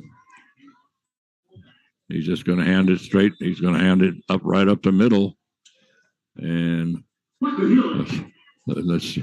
so Hewlett was the ball carrier. Kyler Young making the stop for Los Alamos, but Michael Hewlett, a 220-pound senior, took it right up the middle, picks up the first down. So once again, Academy sitting at 1st and goal with the ball sitting at the 8-yard line. Is that the 8 or no, it's the 6. Ball sitting at the 6. 1st and goal from the 6 for Academy. And under center, Landon Martinez right up the middle. And he's going to pick up 3 or 4 yards. He's going to be close to the end zone. Let's see where a big pile up down there and coming off the bottom of the pile for the Hilltoppers was Chris Myerders and Kyler Young. But once again, Academy wasting no time and essentially ran out of no huddle. So they called 2 plays at once. And so before they could get the play off, we have a Hilltoppers call a timeout. So they went to a no huddle, and so they just went ahead and lined up with the Rivera's under center and almost a pro set as they just had his two running backs back there, and so they apparently called 2 plays at once because they've been huddling up and taking a long time in the huddles, but this time they ran the play and then they immediately set up in the same set and started to go again. We only have 48 seconds remaining in the half, but Garrett Williams, seeing that the defense wasn't quite set, calls a quick timeout, his final timeout. So under center, they go once again. They're going to give it to Landon Martinez, and Martinez touchdown. So a 2-yard run for Landon Martinez with 44 seconds remaining. And so the Hilltoppers now find themselves down 20-0 as Landon Martinez picks up the first down. So the touchdown. So Landon Martinez with 44 seconds remaining goes in for the score. And let's see they have a different kicker almost every time. They're going to send out the same kicker again, Ryan Schmidt. And so the kick is up. And whistle was blowing. Well, they stopped the play. Let's see. The referee hasn't been too big. We're going to have offsides on Los Alamos. Unbelievable. So that'll move it up to the 1.5 yard line. So right now it's 1.5 yards closer. So now we have. There's another flag. And let's see. Los Alamos offside again. So let's see. That'll take it up to the 3/4 yard line. So the ball. We're at the yard line. Yeah, really. They ought to go for 2. I mean, they're right at the goal line. So here we go. They finally get the kickoff, and it's good. Ryan Schmidt finally gets the kick. But two offside penalties against Los Alamos. Moved it from the 3 down to the 3/4 yard line. And I would have thought maybe for a minute that Sean Garris, the head coach, might have thought, well, maybe we should go for 2. But he decided, well, with a 20-0 lead, what's the point? So they go ahead and take the single point. They now lead 21-0 with 44 seconds remaining here in the first half. So the Hilltoppers is kind of being shocked by Academy, but Academy's got a good team, and Rivera a good quarterback. They got good receivers, and so and they've been moving the ball pretty well. They've only been averaging about 70 yards a game on the ground. But, you said it, Dad. What's the point of an extra point? Wait a minute. What's the point? I have to remember that. What's the extra point of doing that? Okay. When you got a 20-0 lead. Yeah. So Gage Conway is going to make the kick here as he kicks it away. And the Hilltop, this one's going to be picked up by Kenny Suazo. They're going to have a reverse. Suazo's going to hand it off. And as he hands it off, it's a mystery player, number 85. Okay, so 85? Yeah. 85. Well, anyway. With the pink gloves on. Well, anyway, they ran a reverse. Yeah, they handed it to 85, and we don't know who he is, and he's wearing pink gloves. Okay. All right. He's there for the Breast Awareness Week. It's our breast cancer awareness. Sorry about that. Anyway, Kyle Evan, who's rolling to his right, he's going to keep going. He's got a lot of running room, and he's going to. That's Zach Stidham. Stidham is back into the ball game. Connell makes the stop, but there's a flag as Zach got it up to about the 45-yard line of the still in Hilltopper territory. There was a flag, but okay, they are calling. Let's see, let's see if the official is. It was a really nice run.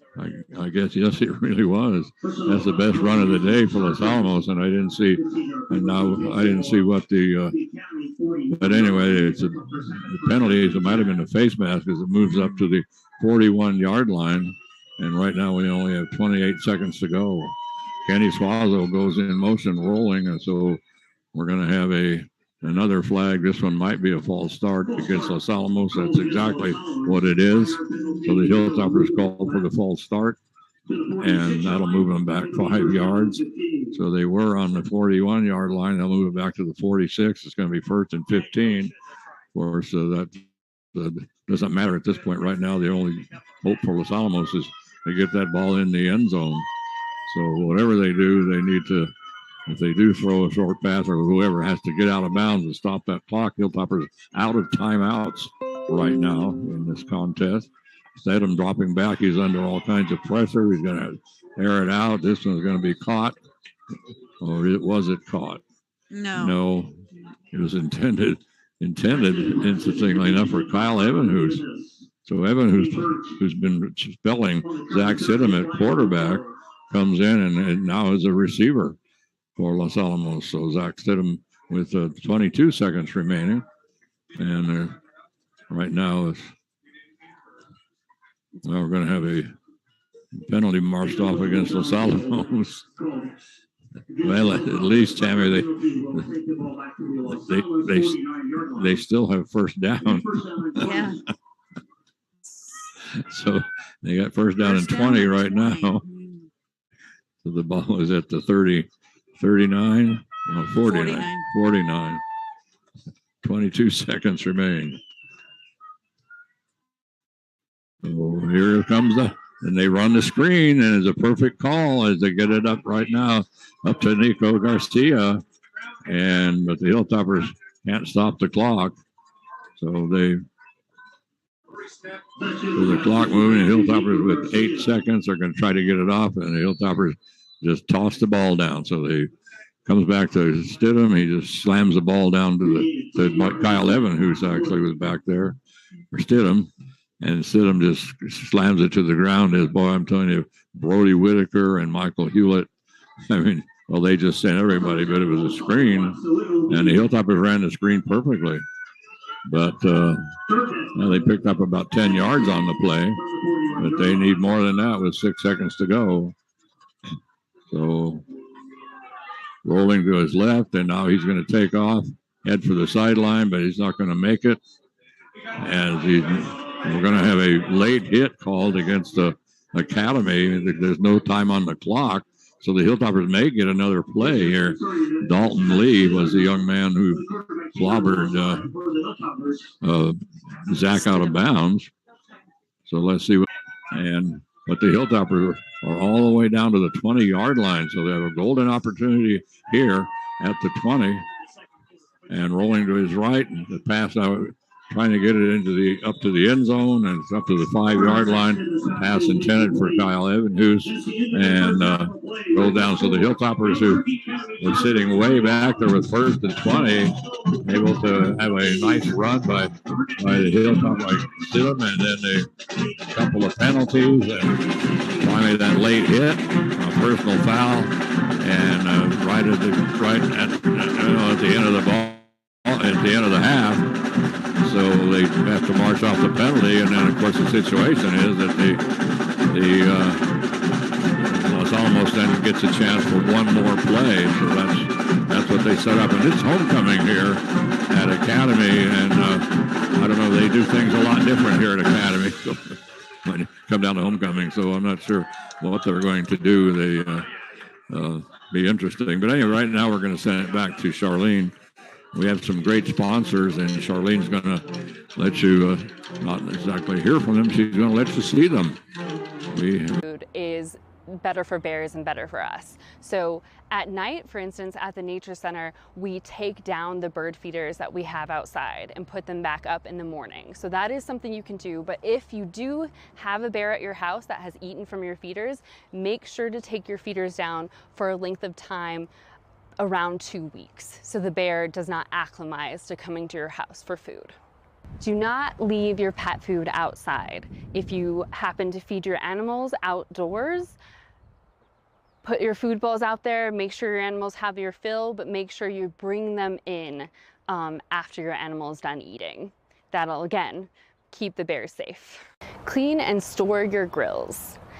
That means cleaning your grills thoroughly, removing all fat and food that could have dropped in the base of the grill, and then storing it in an inaccessible place, so a place the bears cannot get to, like a garage or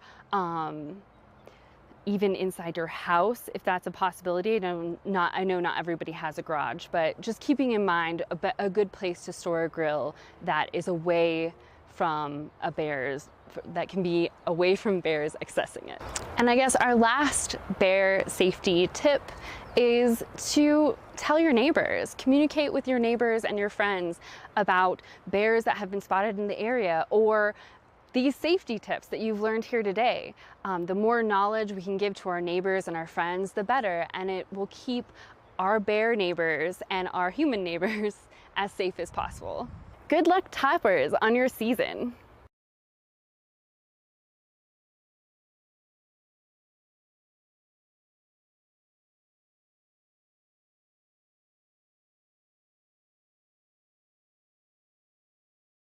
Greetings, Hilltoppers. I'm Brian DeAndrea of TechSource Incorporated. We are a science and engineering consultancy headquartered in Los Alamos, and for over 20 years have been providing the hard-won knowledge and skills from this community to organizations around the nation. It is our pleasure to support Los Alamos and Hilltopper sports. Good luck and have fun. Go Hilltoppers!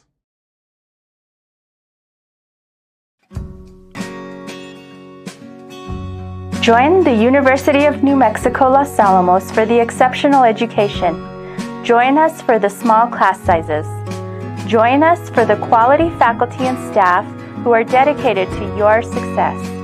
Whatever your reason for joining us, start here, go anywhere. Go Hilltoppers!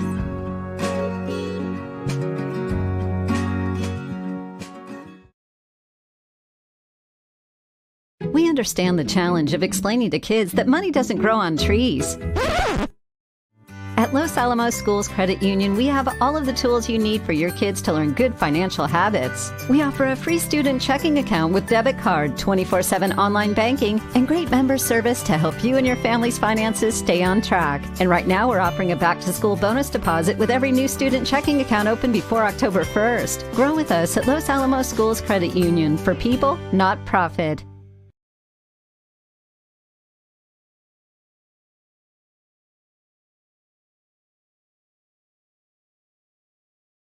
Well, it's great to see Topper sports season kicking off again. I'm Troy Hughes. I'm the fire chief here in Los Alamos. And we're glad to see COVID kind of waning and people getting back to their normal activities. One of the things that hurt us during this time period was our lack of people. So we need recruits. We need cadets to come to work for Los Alamos Fire Department. It's a great career, very rewarding, good pay, good benefits, great retirement. You get to work out and maintain your Topper strength. So we're hoping that a few good people will come to work for us in the next year, and we hope that the Toppers win, so go Toppers. Hello, I'm Deputy Chief Oliver Morris of the Los Alamos Police Department, and I just want to take a few moments of your time to talk about some safety initiatives that we want to bring forth to the community as the 2022-2023 school year starts in Los Alamos. School is right around the corner, and we want to remind parents and students to make sure that you leave enough time to get to school on time so we're not rushing. As you can see behind me, all school zones are 15 miles an hour when students are going to school, even if they're not present. So let's slow down and just make sure our students are safe. Secondly, I want to remind us that when the buses are stopped and their stop signs and lights are activated, we want traffic to stop in both directions to allow time for students to cross the street to keep them safe. The other thing I want to talk about is our school campuses. It's important to remember that during school, campuses are closed to the general public, as well as the playgrounds and facilities, while school is in session. This also includes Sullivan Field and the Sullivan Field parking lot. We want to make sure that school is meant for just school hours and school staff. Please check in with the staff regularly if you're going to be planning on visiting our campuses. We have a long history at Los Alamos to have amazing school resource officers. These officers are there to provide an atmosphere of safety and security for our students and faculty, but they're also there to foster positive relationships with students. So we use our school resource officers just to ensure that everything is safe in our schools. The other thing I'd like to direct our community to is on the losalamosschools.net website. If you click on the Safety and Wellness section, you will see that there's the See Something, Say Something app. This app is a great tool to report anything that has to do with safety, whether it's bullying or whether it's a suspicious person on campus, or anything you think is safety related for our schools. Please use this app to report any suspicious behavior so that we can work in concert with the Los Alamos Public Schools to make sure everyone is safe. And that's the final message that I have for you today, and I just want to make sure that we have a safe and fun school year, and go Toppers.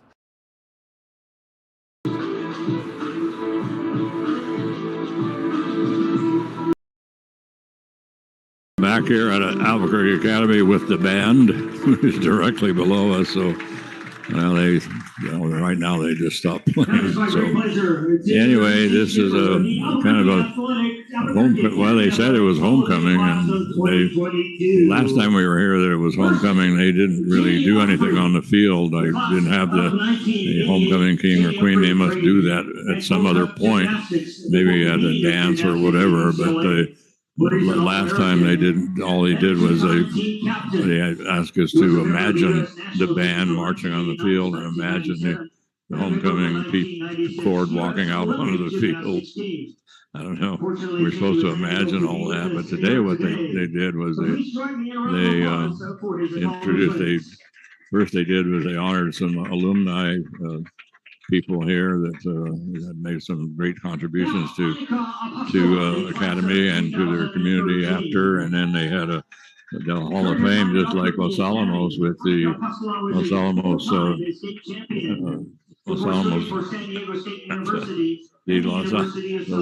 Athletic Department Hall of Fame, and so they had that there, and so they had 100 candidates for the Hall of Fame for this year, and they decided to pick 5. So it was 5 out of 100, so that was your odds, and so 1 in 20. But and then they introduced the 5 people and had them stand up in the stands. So it's so not sure what they're up to now, but right now we have no idea how much time is left in this halftime, because the scoreboard now has just been just like a huge television set, and they just can show all kinds of different videos and animations. They just and they keep doing that.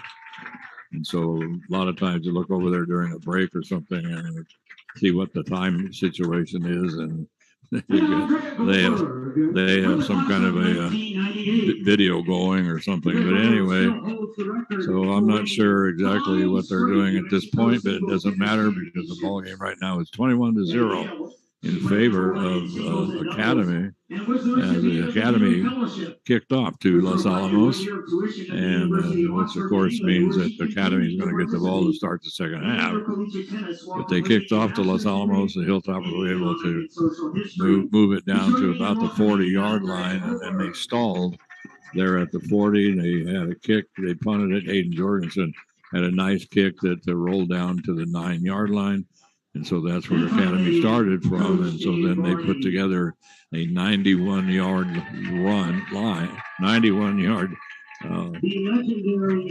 march up the field. And then they had A.J. Rivera, and he took it in with the 4:21 remaining in the first quarter. He just faked they just showed run all the way, and then they just faced the handoff, and they just came around the left side and the right side, and then the Hilltoppers had great pursuit, but Rivera just dived and dove and hit the pylon with the football, and that's all it takes. So he gets the touchdown and makes it 7-0, and then later on at 5:46 remaining in the first half, Kellen Garris scores as they had scored, as they had set up, as Garris was into the end zone. It was just a simple 2-yard pass. They were down, and they had a lot of first and goal, second and goal, that type of thing. They were set up a number of times inside the 10-yard line. So a 2-yard pass to Kellen Garris, and that made, with 5:46 remaining in the half, that made it 14-0. And then at the end of the And toward the end of the half, a beautiful pass well down to Kellen Garris. By God, he made an unbelievable catch and almost scored the touchdown, but they got it down close once he was caught at the 10-yard line. Actually, it was a 9.5-yard line because they ended up with essentially a first and goal from the 10. And they really didn't go anywhere until finally they got it to hand the ball off to Landon Martinez with 44 seconds remaining, and he took it in for the score to make it 21-0. And then the Hilltoppers, they kicked off to the Hilltoppers, and the Hilltoppers had no time whatsoever, but they were essentially out of timeouts. They had used all their timeouts even before that series, so they had no timeouts. But it was just a crazy series there. We had the Hilltoppers had picked up a nice gain, and so picked up the first down, and then he had a penalty called against the Chargers that moved the ball up for Los Alamos. And then finally, Hilltoppers were up around the 40-yard line or so, and they were going to go for one last play. And so Zach Stidham looked back. There wasn't anybody open, so he rolled out to his left, and he got it down, I don't know, around the 30-yard line or so. And then he went out of bounds, and he was hit out of bounds. So the personal foul was called against Academy. That cost them 15 yards. And the clock also had run down to 0. So that meant that Los Alamos had one play. The clock was stopped. There was no more time on the clock. It just came down simply to you have one play and to try to make a touchdown, and that's it. And they ran that one play and did not make a touchdown. So that makes it now, it's just a 21-0 ball game. And like I say, I have no idea how much time is left. They're still using the screen for all kinds of commercials for the school and that type of thing. But anyway, and the teams are not back out onto the field at this point.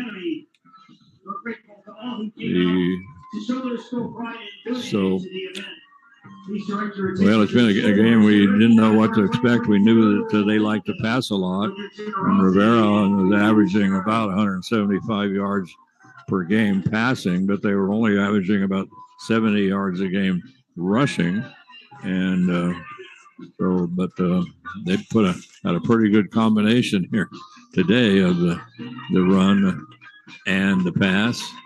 And so for the Hilltoppers, it's been Zach Stidham, as he's been averaging 120 yards passing a game. Kyle Evans has come in for him, and he's averaging about 30 yards passing, but Kyle comes in some pretty difficult situations. Teak Nieto he has had 5 touchdowns this year, 5 on the ground, and 1 he received a touchdown, and he's run for about 101. Let's see, it's I think 101 yards average, and so anyway, actually it doesn't work out, but anyway, in 5 games he's got about 600 yards, so actually he has more than 100 yards rushing. And Nico Garcia has about 34 yards rushing, and Nico has 6 touchdowns. And in the game against Milwaukee, he scored 3 touchdowns because the Hilltoppers did a good job of moving the ball. When they got the ball down inside the 5-yard line, and then they called Nico's number, and so he running from inside the 5, and he came down with 3 touchdowns against Milwaukee. And then Hayden Jorgensen has been doing a really good job along with Abe Sanchez. And Malachi Gutierrez, one of our better receivers. He was out for 1 game, but he came back for the game last week. And so we didn't know what to expect today, but Hilltoppers played very well last week in a homecoming, and just we hope that momentum would carry through here. But they've run into now a very good academy football team, and very good on the ground, especially in the air. With Rivera, a very good quarterback, a lot of poise back there. A lot of times he just lines up there. He's all by himself back there, but he plays with a lot of poise, and when he decides to throw it, I mean, he's pretty accurate. Like that long pass that they completed right there toward the end of the half was beautiful. I mean, he just you could just see it. I mean, it was just a post route, and that was all there was to it. Right down the hash marks, and he just let it go. And Kellen Garris down there made a fantastic catch down around the 10-yard line of the Hilltoppers. So the teams have come out on the field now, and the clock shows 1 minute. And the thing is, with the 1 minute, but we still have to have another 3 minutes once they run down the clock and to 0, and then they'll reset it to 3 minutes. Teams are supposed to have 3 minutes to warm up. So anyway, Tammy, this is the beautiful, beautiful day here. Russ would have loved it if he could have come down here, but It's anyway, gorgeous. Yes, Gorgeous. Is absolutely. And Sandia Mountains. The backdrop is spectacular. The what? The backdrop of the mountains. Oh, yes. Yeah, I mean, really, you look out and you see the football field and green grass everywhere, but then you see nothing but trees. It's just a complete one line of trees from one end to the other as far as you can see. And then above the trees rises the Sandia Mountains, and as Tammy says, a fantastic backdrop. It really is pretty. The Capital's back out on the field, but the Hilltoppers haven't come out yet. Academy. Academy's back on the field. What did I say? They looked a lot like Capital, but Oh. Unbelievable. you were lost in the mountains. I guess I was. Yeah. So now they start that clock at 3 minutes, and we still haven't seen the Toppers come back out onto the field as yet. They're starting to march down now.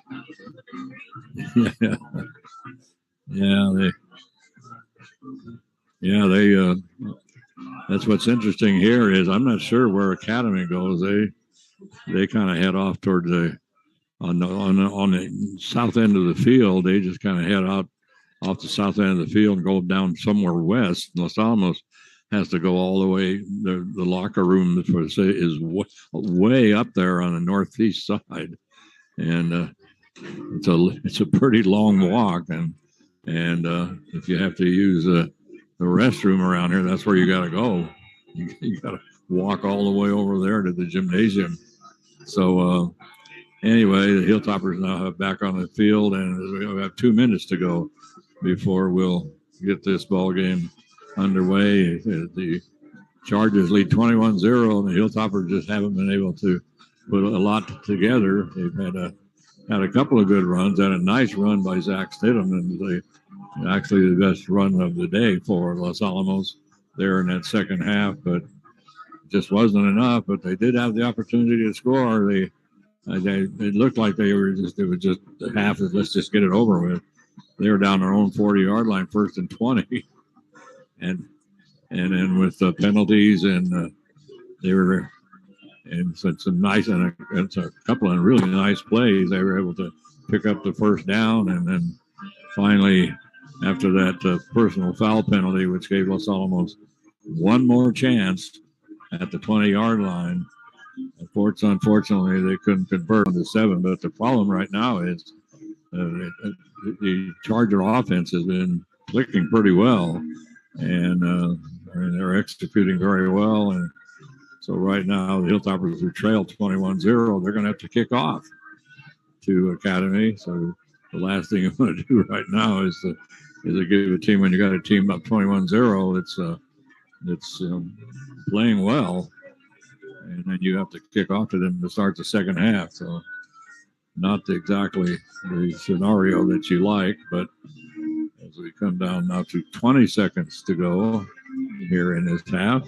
I was very surprised that they didn't make a big deal out of homecoming. No, the last no, go ahead. They have a nice big sign that's really cool on the other end of the field, but they don't do things the way that a lot of the other schools do. They don't have cheerleaders, and they don't make a big deal out of it. They did have a ceremony for their coach that has been coaching the team for I think they said over 20 years he was their coach, and he was out on the field, and they did a tribute to him, but they didn't do anything else for homecoming, so it was very different.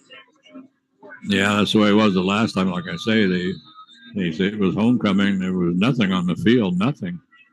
And the band just stayed in the stands, and then the announcer just went through. Well, it was a different announcer. They brought somebody up, and he took over the microphone, and then he just started telling us, everybody, to imagine the band walking out on the field, imagine the homecoming court, imagine the king and queen, who they did not announce.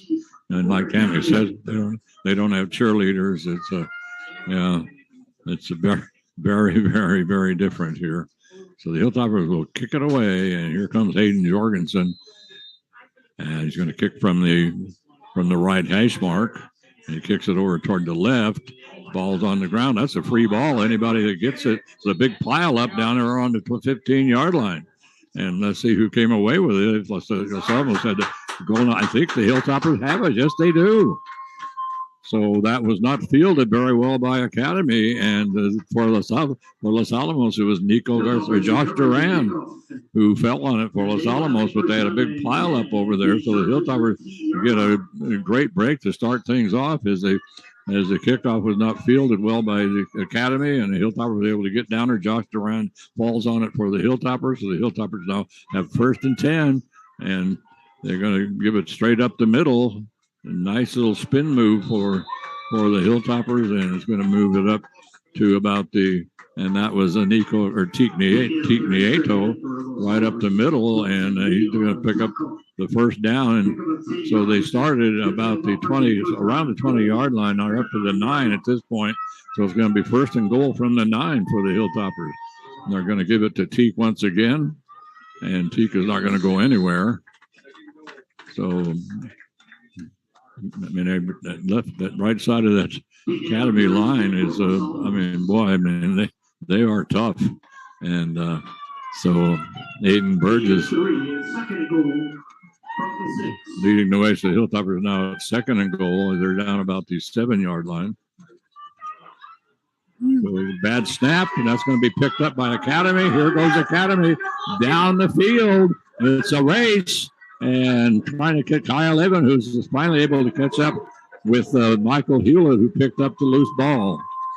So the Hilltoppers sitting there inside the 10-yard line, and the golden opportunity to score. A bad snap, and it comes back to Zach Stidham. Stidham couldn't hold on to it, got away from him, and then it was just all you could see was black jerseys and charging, and the ball bouncing, and it just bounced right up to Michael Hewlett. He just took it on a run, and so then it was just a race to the end zone, and Michael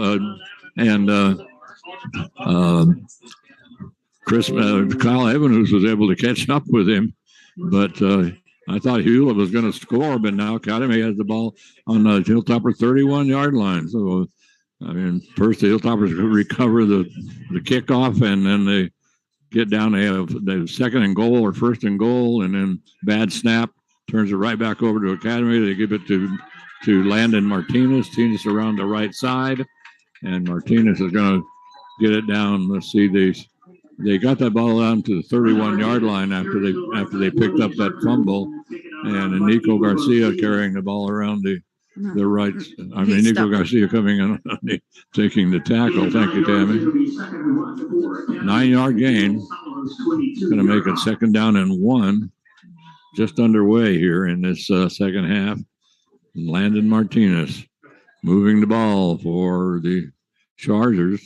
10:52 to go in the 3rd quarter. So long time left in this ball game. Out of the pistol, here come the Chargers. So Rivera, behind him is Landon Martinez.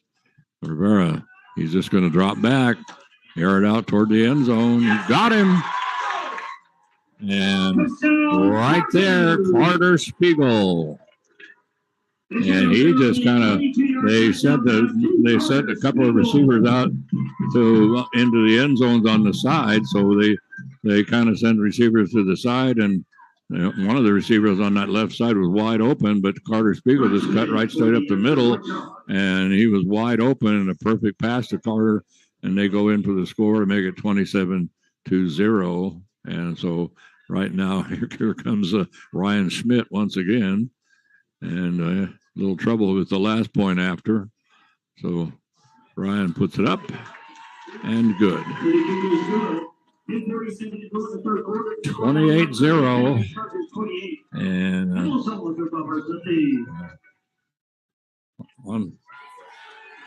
what about Andres Rivera? Andres Rivera was the kicker. No, it was Ryan Schmidt. Okay. Number 8. Andres is number 9. Right. I thought number 9 kicked it. No, it's number 8. Sorry about that. Well, that happens, you know. I thought one time that I'd made a mistake, but turns out I was wrong. So anyway, 10:47 to go. Yeah, I want to take this opportunity to have a shout out to everybody listening up there in Los Alamos. We have Debbie and Mike. And hi, Debbie and Mike, listening in to Hilltopper football. And then also in Los Alamos, Larry is a faithful listener. And then Kent up in Littleton, Colorado, Dean down in Lubbock, Texas. And they all, and Aunt Bobby here in Albuquerque, she loves to follow Hilltopper football. So a shout out to all of them. And so they kick off by Gage Conway, and the Hilltoppers are going to run that reverse once again. And this time, well, first they did have some running room as it came down to Kenny Suazo, but Suazo. And then it went to our mystery player with the awesome pink gloves. He's a good player. I wish we knew who he was, but he's number 85. And he did a really good job, and I apologize, I did not see who tackled him. Yes, but you did see his pink gloves. That's the important. I sure did. That's the important thing. The 1st and 10 for Los Alamos. Pass is going to be complete. Now up to Tig Nieto. Well, that's our mystery player that caught it. Let me see. I guess it was, 85, not 25. So anyway, Kiedis Connell was the tackler for Academy. So we have a mystery player. So Hilltoppers pick up the first down. They move it up to about let's see where they're going to pop that ball down. Second down. Let's see. They're still deciding. I think we're going to have a penalty. Oh my God, a personal foul called against Los Alamos. That's going to cost them 15 yards. That'll move it back to the 21. So the Hilltoppers now with 1st and 25. 15. 1st and 15. Let's see. 1st and 20 should be 25. Oh. 1st and 25, 15-yard penalty from the line of scrimmage. Long pass down the middle of the field and trying to get it up to, like Tammy says, the mystery player 85. And they overthrow him. But great coverage by Academy back there. They had three defenders back there. Actually, they were closer to the ball than the Hilltopper was. And they're really nice here because since it should be 25, they're being really nice because they're saying it's 2nd down and we'll let you do 15. It's 2nd down and 25. Yeah. Now they finally fixed it, and now they realize their error. Yeah. So the Hilltoppers with the screen, and they're going to get it up to Tig Nieto, and Nieto breaks one tackle, breaks another. He's going to have to pick up a big yard before he's finally brought down by Aiden Burgess. But the screen works pretty well for Los Alamos. Nice trip by Aiden. As they get it, they get it up to, let's see, it's going to be 3rd down and about 7. So they pick up 18 yards on that screen, and so we're looking right now at 3rd down and about 7 for the Hilltoppers. Pass almost intercepted. Now we're going to have a flag. We might have an interference call. The pass was intended for Hayden Jorgensen. Landon Martinez almost picked it off, but then we have a flag thrown back there in that secondary. Let's see what they whether it's talking things over as the back judge threw that, and I'm pretty sure it's going to go against Academy. So I think it is going to be, yes, it's pass interference called against Academy. So that's in high school, that's a 15-yard penalty. It's not a spot foul, but it's a 15-yard penalty, and it's not an automatic first down anymore. If you make the first down with the penalty, that's it. But if you don't make the first down with the penalty, then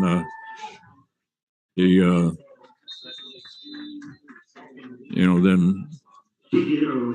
So that was a thing of rule change. Teak Nagle carrying the ball for Los Alamos, but that was a rule change they made a couple of years ago where you don't get the automatic first down on a pass interference call. So the Hilltopper now is second down and about 4 as the ball sitting right now about the 41-yard line of Academy. Pass over onto the left sideline and not going to go anywhere, essentially. It's going to be right smack at the line of scrimmage, and the pass went to Alex Pasuka. And Pasuka, he actually lost a yard or so.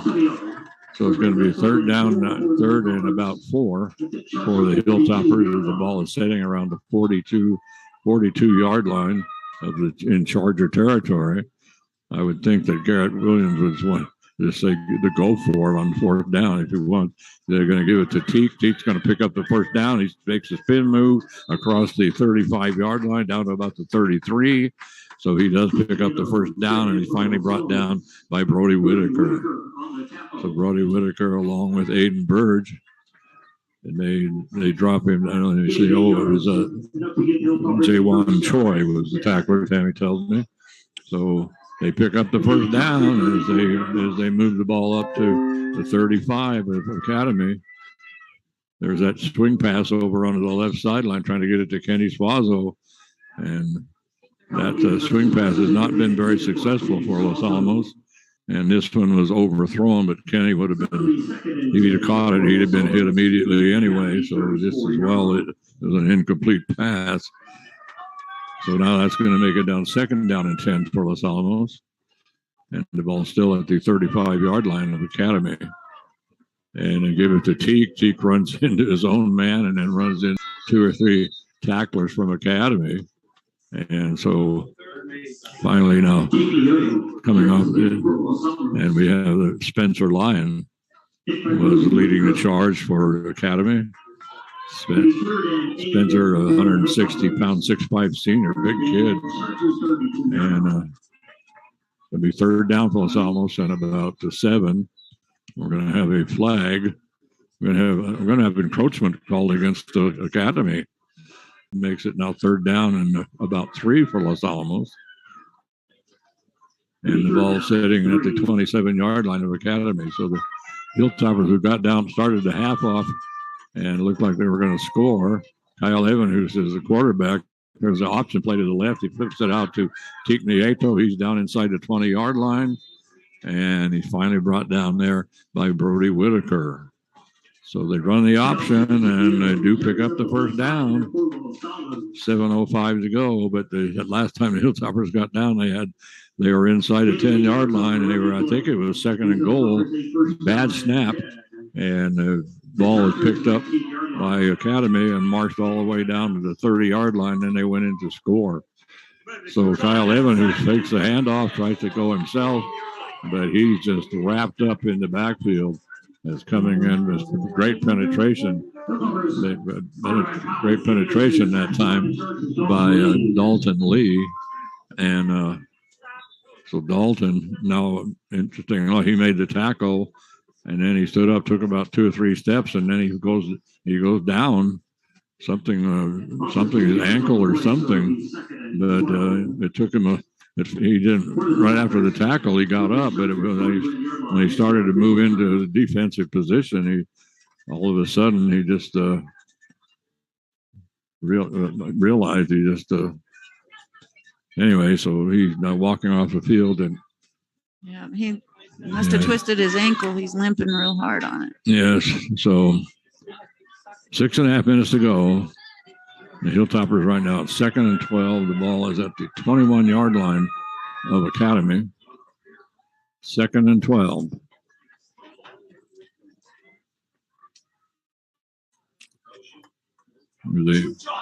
There's a sideline screen, which they complete, but they completed over to Nico Garcia. But Jawan Choi, he read it all the way, and so it's a big loss for Los Alamos. They tried that sideline screen, and the pass was way behind the line of scrimmage and almost a lateral, and Choi was right there. So Nico had nothing he could do. So right now the Hilltoppers faced with 3rd down and about 17, and the ball on the 26-yard line. Stidham got pretty good protection. Pass is going to go into the end zone, but nobody there for Los Alamos. Nobody there. And Nico Garcia was blocking back there for Kyle Evanhus, and for a minute I thought they were going to call Tikar pushing the back, but they didn't. Kyle Evanhus was the quarterback, so he and Zach Stidham have been rotating back and forth. It's still 28-0, 5:29 left in the 3rd quarter, but the Hilltoppers now are faced with 4th and a mile. So let's see what they come up with. They're going to run a screen, and the screen is almost intercepted. The ball's on the ground, but it doesn't matter. So the screen went to Ticnieto, and they were able to get it to him, but then he was tackled immediately by Ketis Connell. And so Quietas came in and just dropped him. And Alan Aiden Burge also went on the tackle. So that makes it 28-0, and as it goes over to Academy. So the Hilltoppers had moved the ball pretty well, but then a couple of plays, it just didn't go so well. So it makes it now 5:22 with left here in the 3rd quarter. Academy with the ball sitting on their own 26-yard line. And so they'll run out of the pistol. And so they in motion, they give it to Landon Martinez, and he, as in motion, they went to Riley Bleeker, and then he kind of came across in front of Rivera. Rivera picked the hand off of him, and then he gave it to Landon Martinez, and Martinez just took off right up the middle, picks up a big gain on the play for Academy, as he gets it up to the 47-yard line, still in Academy territory, as we're down to just under 5 minutes to go here in the 3rd quarter, with Academy leading 28-0. If Academy does go down and score and then converts the extra point, then we're going to be sitting at 35-0, and it'll go to a running clock. So they'll move this time out of the pistol, and they've got 2 receivers out to the right, one to the left, right up the middle. They go to Martinez, and he just immediately just run for the Hilltoppers. He just immediately runs into Jehoran Quintana. I mean, he put a hit on him. He does pick up a couple of yards as he gets the ball up to the 49-yard line. And they started at the 47, so they're still in charge of territory. And we come down to 4 minutes to go, 3rd quarter. Hilltoppers trailing by 4 touchdowns at this point. And Academy trying to move it down. If they can get down, this game will go away fast as they're getting into a running clock. So the snap is going to come back now to Rivera. He's just leisurely standing back there. Now he's going to take off. So he just kind of stood back there and just very, very leisurely. So it was essentially almost a quarterback draw. Hayden Jorgensen makes the stop, but it wasn't a quarterback draw. He just kind of stood back there. I don't think he never intended to pass it, and he just waited, and then he had all kinds of time. He's a big kid. He's 6'2", 195 pounds, and he picks up the 1st down. And now quickly they come out, set up again, a little short pass over the middle, and this is going to be incomplete. So it'll make it now 2nd down and 10. Tic Nieto on the defense for Los Alamos. The clock stopped at 3:14 on the incomplete pass. And the ball right now is at the Hilltopper 35. And Tika almost had that. Yeah, 2nd down and 10. He almost intercepted it. But a nice run by Rivera to get the ball up there, because he just stood back there. I couldn't believe the boys. He stood back there, and then he just finally took off running. And I think that was the whole intention of the play anyway, to let him run. So he takes the snap. He's going to go as a man open downfield, and there goes the flag.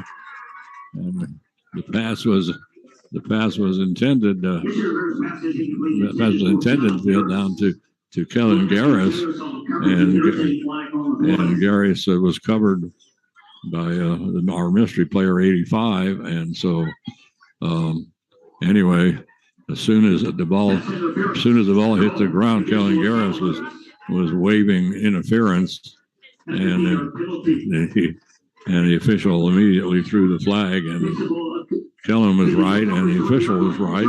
It's very hard to get away with that when you got bright pink gloves on. Yeah. That does kind of help the official pay attention to what you're grabbing. So anyway, 3:07 to go. And Academy 1st and 10 from the Hilltopper 20-yard line. And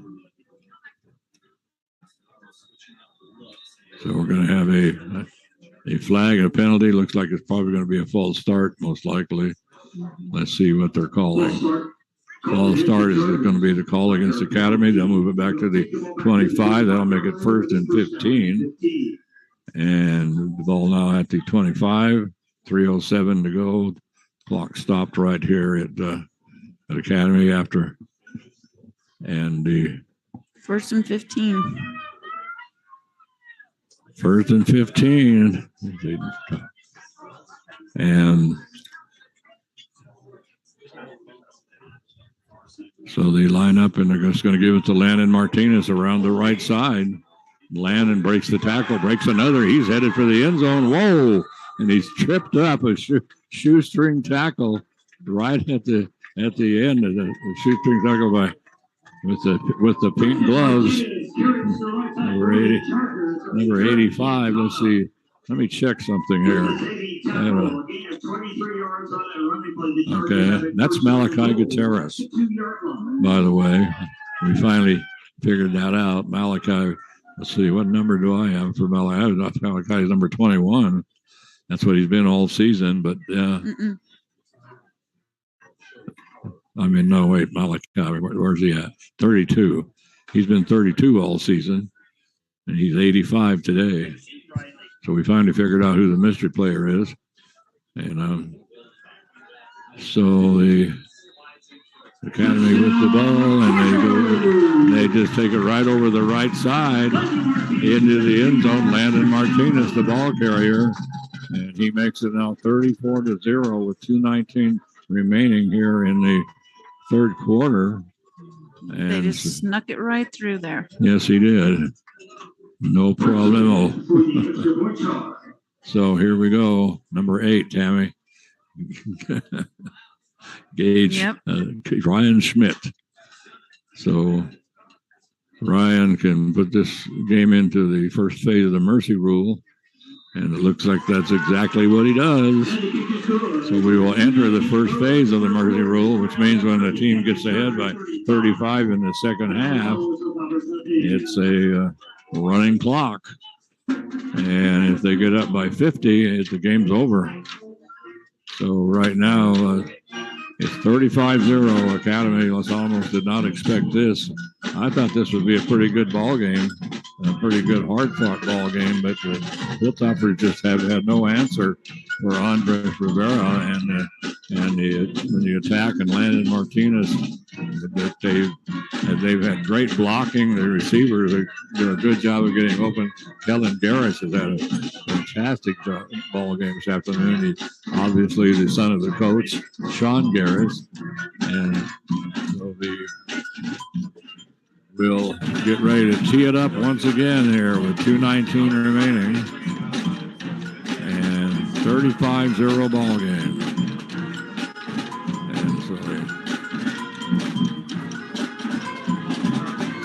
And let's see, I think it's, we're going to have, looks like Gage, I believe Gage Conway is going to make the kick. Let's see if he ever gets that. Yeah, that's him. Gage Conway, 155 pounds. He's only a freshman, 6'3". He's going to make the kick with 2:19 to go. 35-0. We're in the first phase of the mercy rule. So it's going to be a really nice kick, boots it away. It's going to be, that's going to come down, finally picked up, takes a high bounce. Los Alamos get it to Kenny Suazo. Suazo gets it to Malachi Gutierrez. Gutierrez coming down the right sideline, makes a spin move, breaks the tackle, comes across midfield, gets up to around the 45-yard line of the Chargers. So they did the reverse once again, and this time Ryan McKinley finally makes the stop, but a great run that time by Malachi Gutierrez, and you could see it was Malachi without any question. He had those pink gloves, and that was beautiful. He spun around and broke several tackles. Yes, he did. He wasn't just running in open grass. He was running through one Charger after another. Made it, like Tammy says, made a great spin move. So the Hilltoppers have 1st and 10, and now and I think they're in the background. They're going to give it to Nico Garcia, and he's going to be thrown for a loss by Spencer Lyon. So he's going to lose about 4. That'll make it 2nd and 14. The ball is at the 46-yard line of the Chargers. The Hilltoppers now with 2nd and 14. Rolling back, they're going to air it out down the sideline, and we have a lot of contact, a lot of pushing and shoving. Malachi slipped as they were trying to get it to Malachi, and Malachi was, but he had great coverage that time downfield by Finn Thompson, and so the clock at 30 seconds and moving, so.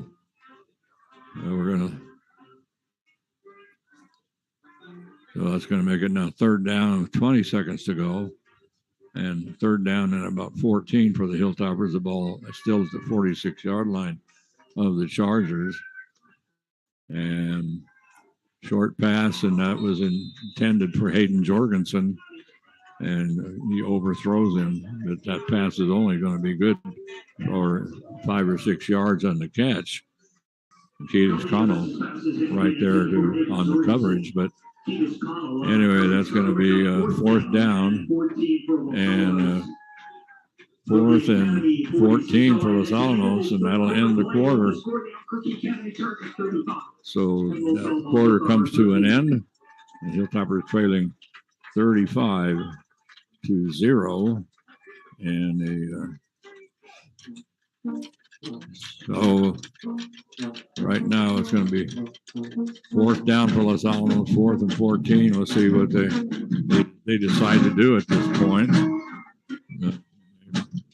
Might go for it. I don't know. It's like now they booted away. They haven't been able to stop the Charger offense at all. And I think they only stopped him like on one series, that second series. But Academy has moved the ball extremely well, and so they have.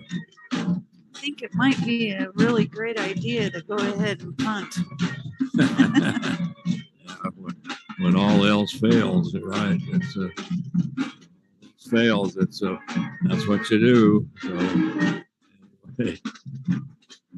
So we'll see what they do as they change ends of the field. The Hilltoppers now will attack the north side, and the Hilltoppers come out in a formation like they want to go for it, and they are going to go for it.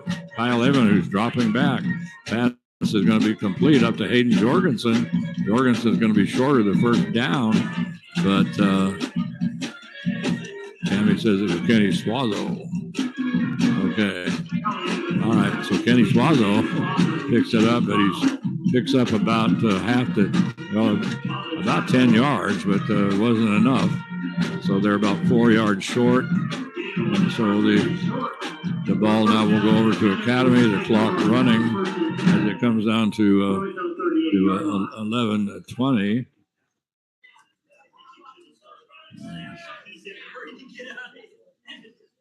Just about 11 minutes left to go. Yeah, I was making some notes here, but yeah, Tammy says 11 minutes and the clock moving. So it's going to be 1st and 10 now for Academy. The ball is at the 38-yard line of Academy. So they just run out of a simple spread with they've 4 receivers set out. They're going to fake the handoff to Landon Martinez. The pass is going to go over to the left side, and it's going to, I think that must have been partially blocked. That pass just didn't go anywhere. They're trying to get it to Kellen Garris, and it ends up incomplete. Really bad throw. Yeah, like I say, looked like it was almost like somebody actually got a finger or something on it, because it just went nowhere except down. So we're coming down to 10 minutes to go, and Academy in no hurry coming out of that huddle. They can use up an awful lot of time here. So they'll go back to the pistol. They'll bring 2 receivers to the left, 1 to the right, and we're going to have the flag and false start against Academy. So that'll move it back, and should move it back to the 33. So now it'll be 2nd and 15 for Academy, and with the penalty and everything, but the clock's still going. Beautiful, beautiful day here. Russell's favorite place to come. Anyway. So, hope he's enjoying the ball game. It's not the way the ball game not exactly going the way we wanted, and so Hilltopper's showing blitz, and they bring everybody. I mean, everybody. And see Matt Brusso leading the charge there for Los Alamos as they and. Loss of 3, so to bring up 3rd and 18. So big loss as the Hilltoppers just sent everybody. 3rd down, 3rd and 18. The ball now is back to the 30-yard line. Capital Academy, unbelievable. Come down to, and so they'll line it up out of the pistol, and they have a couple of split ends, and they only have 4 or 5 people down at the line of scrimmage. They're going to send every receiver they can, and the pass was intended up there for Kellen Garris, but right there with him, stepped away with Malachi Gutierrez. So Malachi right there, and so that's going to make up 4th down now. And Academy will punt it away. And so let's see who they're going to put back to punt this time. Okay, it's going to be Carter Spiegel. So Sean Garris uses a lot of different kickers for a lot of different things. So this time Carter Spiegel is going to kick it away. We have 7:20 to go. And so left-footed kicker. Wow. Boy, he put the boot onto that one. And so Malachi Gutierrez is thinking about trying to go for it, but it's a high kick, comes down and then just almost dies in the grass. Didn't take a big bounce at all. So Malachi, he just got out of the way. But left-footed kicker, boy, that was a beautiful kick. High in the air and some good distance, and so the ball ends up on the Hilltopper 23-yard line, and it's going to be 1st and 10 for the Hilltoppers from their own 23, 35-0 Ball game, 6:40 to go. Clock moving, running clock as we are now in the running clock situation, and the handoff is going to go this time to Teak Nieto, and Nieto going to move it up to about the 30-yard line, so he's going to pick up about seven yards of the play. Alan Potts makes the stop. So we have a lot of different kids in there for Academy right now, and Brody Whitaker also in on the stop. So they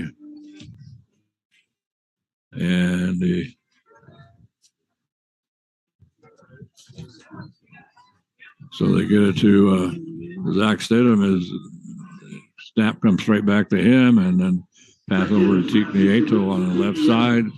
Essentially, no gain. Actually, he slid. They lose a couple of yards. Yeah, Tammy says. Yeah, like Tammy said, he slipped. And 5:40 to go. And 35-0 ball game. Not sure what's making them slide so much because it's just a nice dry grass down there. Yeah, it really is. There's a handoff that goes straight up the middle. And going to pick up a few yards. That was Teak Nieto. And Teak, he runs into Aiden Burge. But it's 4th down. So 4th and 1. I'm sure the Hilltoppers will go for it. With 5 minutes to go. They're down on their own 32-yard line. And they need to get to the 33. They're going to get to Teak. He's not going to make it. Unless he gets he might get one of those first quarter spots that they gave Academy, but we'll have to see. And they do give it. He did not make that, but they give him the spot. Unbelievable. Brody Whitaker made the stop, but there's no way he made that first run it. He's heading toward the sideline and pushed out of bounds inside of right at midfield. We'll see where they decided that he went right out of bounds. It's Kietis Connell made the stop, and so they do stop the clock momentarily for not sure why, but they say they signaled to stop the clock. They did, and with 4:09, and now the clock begins again. So the ball is going to be spotted down. Oh, it's going to be a penalty against Los Alamos. There's a flag on the play. Personal foul. So a personal foul has been called against Los Alamos. Whoa. And but they did pick up the first. It's still first down. They had first down, so it's going to be I think it was a holding penalty, and not a personal foul. It's a holding penalty, and it moves it back to the 36-yard line. So the occurring somewhere around the 46 was the hold. Stidham at the pass is a 10 trying to get it down the right sideline. That one's going to end up being short. It was intended for Kenny Suazo. And so that's going to make it now 2nd down and about 7. So the Hilltoppers had moved it up on a nice play, but then they got called for the hold. And so that moved the ball back. But the hold was 3 yards past the end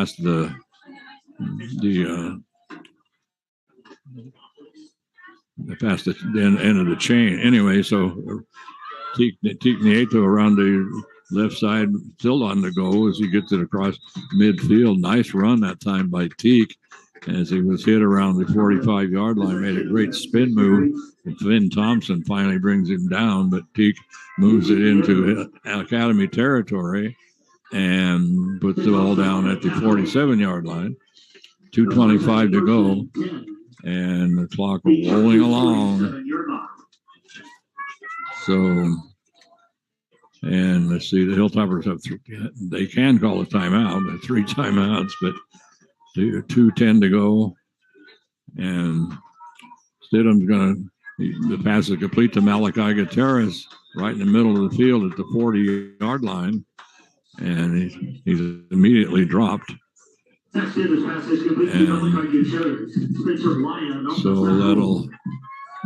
that's going to pick up about 8 yards. It's going to be second down and about 2. Spencer Lyon made the stop for Academy, and along with Sam Franco. But the Hilltoppers come out in the spread. Stidham, he's just going to hand it off up the middle. And with Hilltoppers do pick up the first down, as they gave it to Teak Nieto.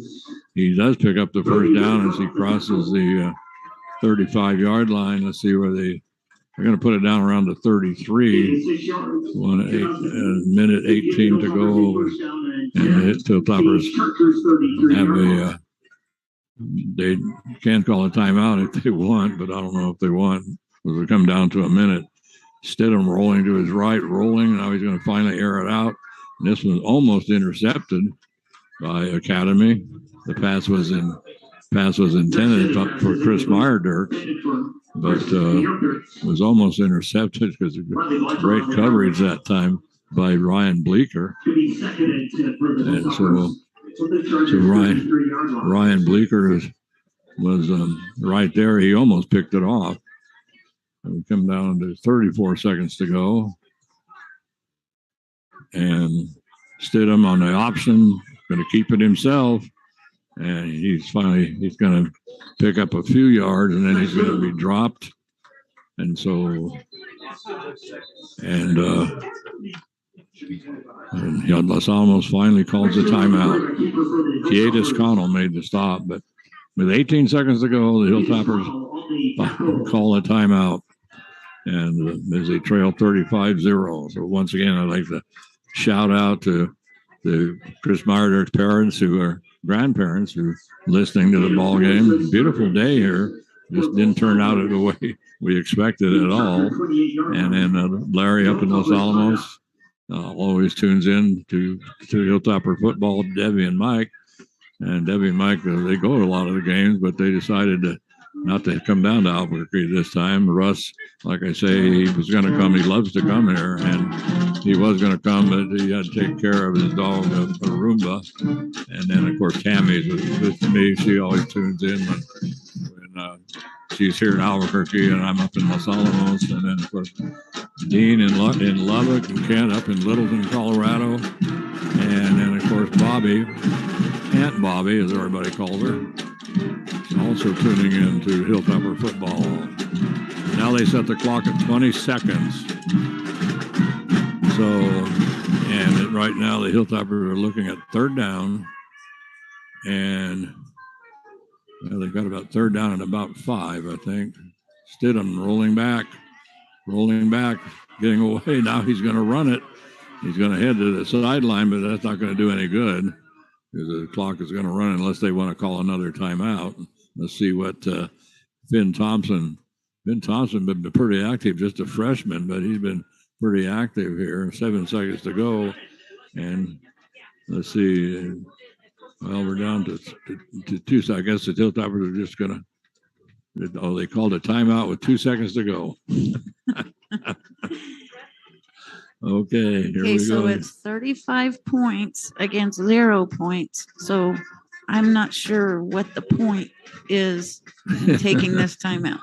No, you're exactly right, but I don't know. They got to fight to the end. They just don't want to say goodbye just yet. I don't understand. You see that happen all the time on television in college and the pros where the team is down by 40 points or so, and you got 10 seconds to go, and they're still trying. Everything they possibly can to hopefully make a touchdown, or it's kind of like just. There's some point where you just have to take the victory formation and just kneel down. That's what Los Alamos. They don't want to take the victory formation now, and so Stidham back there all by himself, and the Hilltoppers got every receiver they can get up there, and so in motion goes Teak Nieto, and so Stidham rolling to his left. He's got a man open in the end zone, and that is going to be incomplete. And the Hilltoppers thought that was going to be to Kenny Suazo, and Kenny thought it was interference. But he talked to the official a little bit. The official standing right there. But anyway, Kenny just kind of made a couple of comments to him. Nothing. And then just simply the official tosses the ball to Kenny. And he just runs off and gets in the line with the rest of the Hilltoppers that say do the old good game line. So that's it. So the Hilltoppers go down 35-0 to the Chargers. So the Hilltoppers now they're overall they go to 2-4, and next week they play Bernalillo in Los Alamos. And originally that game was scheduled for Friday night. It has been moved to Saturday afternoon at 1 o'clock. So next week the Hilltoppers will take on Bernalillo, and sitting at 2-4, that'll be their 7th game. So their last 3 games will be in district, and so they'll start things off at Monzano. And then they'll entertain Valley in the 2nd game of the district, and finally knock off the season and going down to Milne Stadium to take on the Del Norte Knights, who have been their nemesis there at Milne. Well, this was a lot of fun. It's even though they lost the academy players, I've been noticing they're first class. They're really, really. So that last play, Kenny Suazo, right? Did I say that right? Yes. Kenny Suazo, it hit his hand and then it bounced out and then it hit the ground, and immediately he and Alden Burge just hugged each other. They're really good kids here in the academy. Well, the other thing I've noticed too is that the academy players, when one of the Hilltoppers goes down, gets tackled, or it's a throw a pass and the receiver goes down, or just a runner goes down in kind of open field or something, gets tackled. But I've noticed a number of times that the academy players help the topper players up. So it's been a great sportsmanship here at Academy by the Academy kids. They've showed an awful lot of class here in this ball game. The Hilltoppers came out. They just came up against a team that they just couldn't contain that passing attack, and then so and Sean Garrett did a good job of mixing up the pass and the run. Yes. And finally ended up with first the pass on the run originally he started off with a couple other runners, but finally they decided to settle on Landon Martinez, and so Martinez, he was the workhorse after that. And of course Kellen Garris did a fantastic job for the Chargers, and great receiver. He did a fantastic. I mean, he really played well. So the Hilltoppers just had a rough time down here at Academy on a beautiful day for football, and so that's going to wrap it up for us. So I want to thank Tammy Quillman, my daughter, for a fantastic job of spotting, and she's super good. So did a really good job, Tammy, and so thank you. Thank you. It was fun. Yeah, it was fun. So too bad the Toppers didn't do so well, but they did play. There were a lot of things they did good and did well, and if they just keep trying, and really start honing in their skills more, I hope they do much better at the next game. Yeah, we'll see how they do against Bernalillo. That's the last tune-up before they go into district. So that's it here at Academy. Hilltoppers go down 35-0 to Academy. Academy goes to actually now goes to 4-2, and the Hilltoppers they go now to 3-4 or 3-3. Sorry about that. So anyway, that'll do it. So have a great weekend, everybody, and you can make it an even better weekend. All you got to do is put love in your heart, put love in your heart, and don't forget to hug your penguin. But the most important thing you can always do is just be excellent to each other. And before we go, I want to once again, thank Carol Clark of the Daily Post for making all this possible. The Daily Post, we're on the Daily Post YouTube, and so I want to thank Carol for coming to our rescue after the demise of KRSN. So thank you, Carol, for your support of Los Alamos High School Athletics and your support of us. And so for John McHale and Tammy, and I'm going to say this is Gene Mortensen, and Sweetie Pie, I love you and I miss you, sweetie.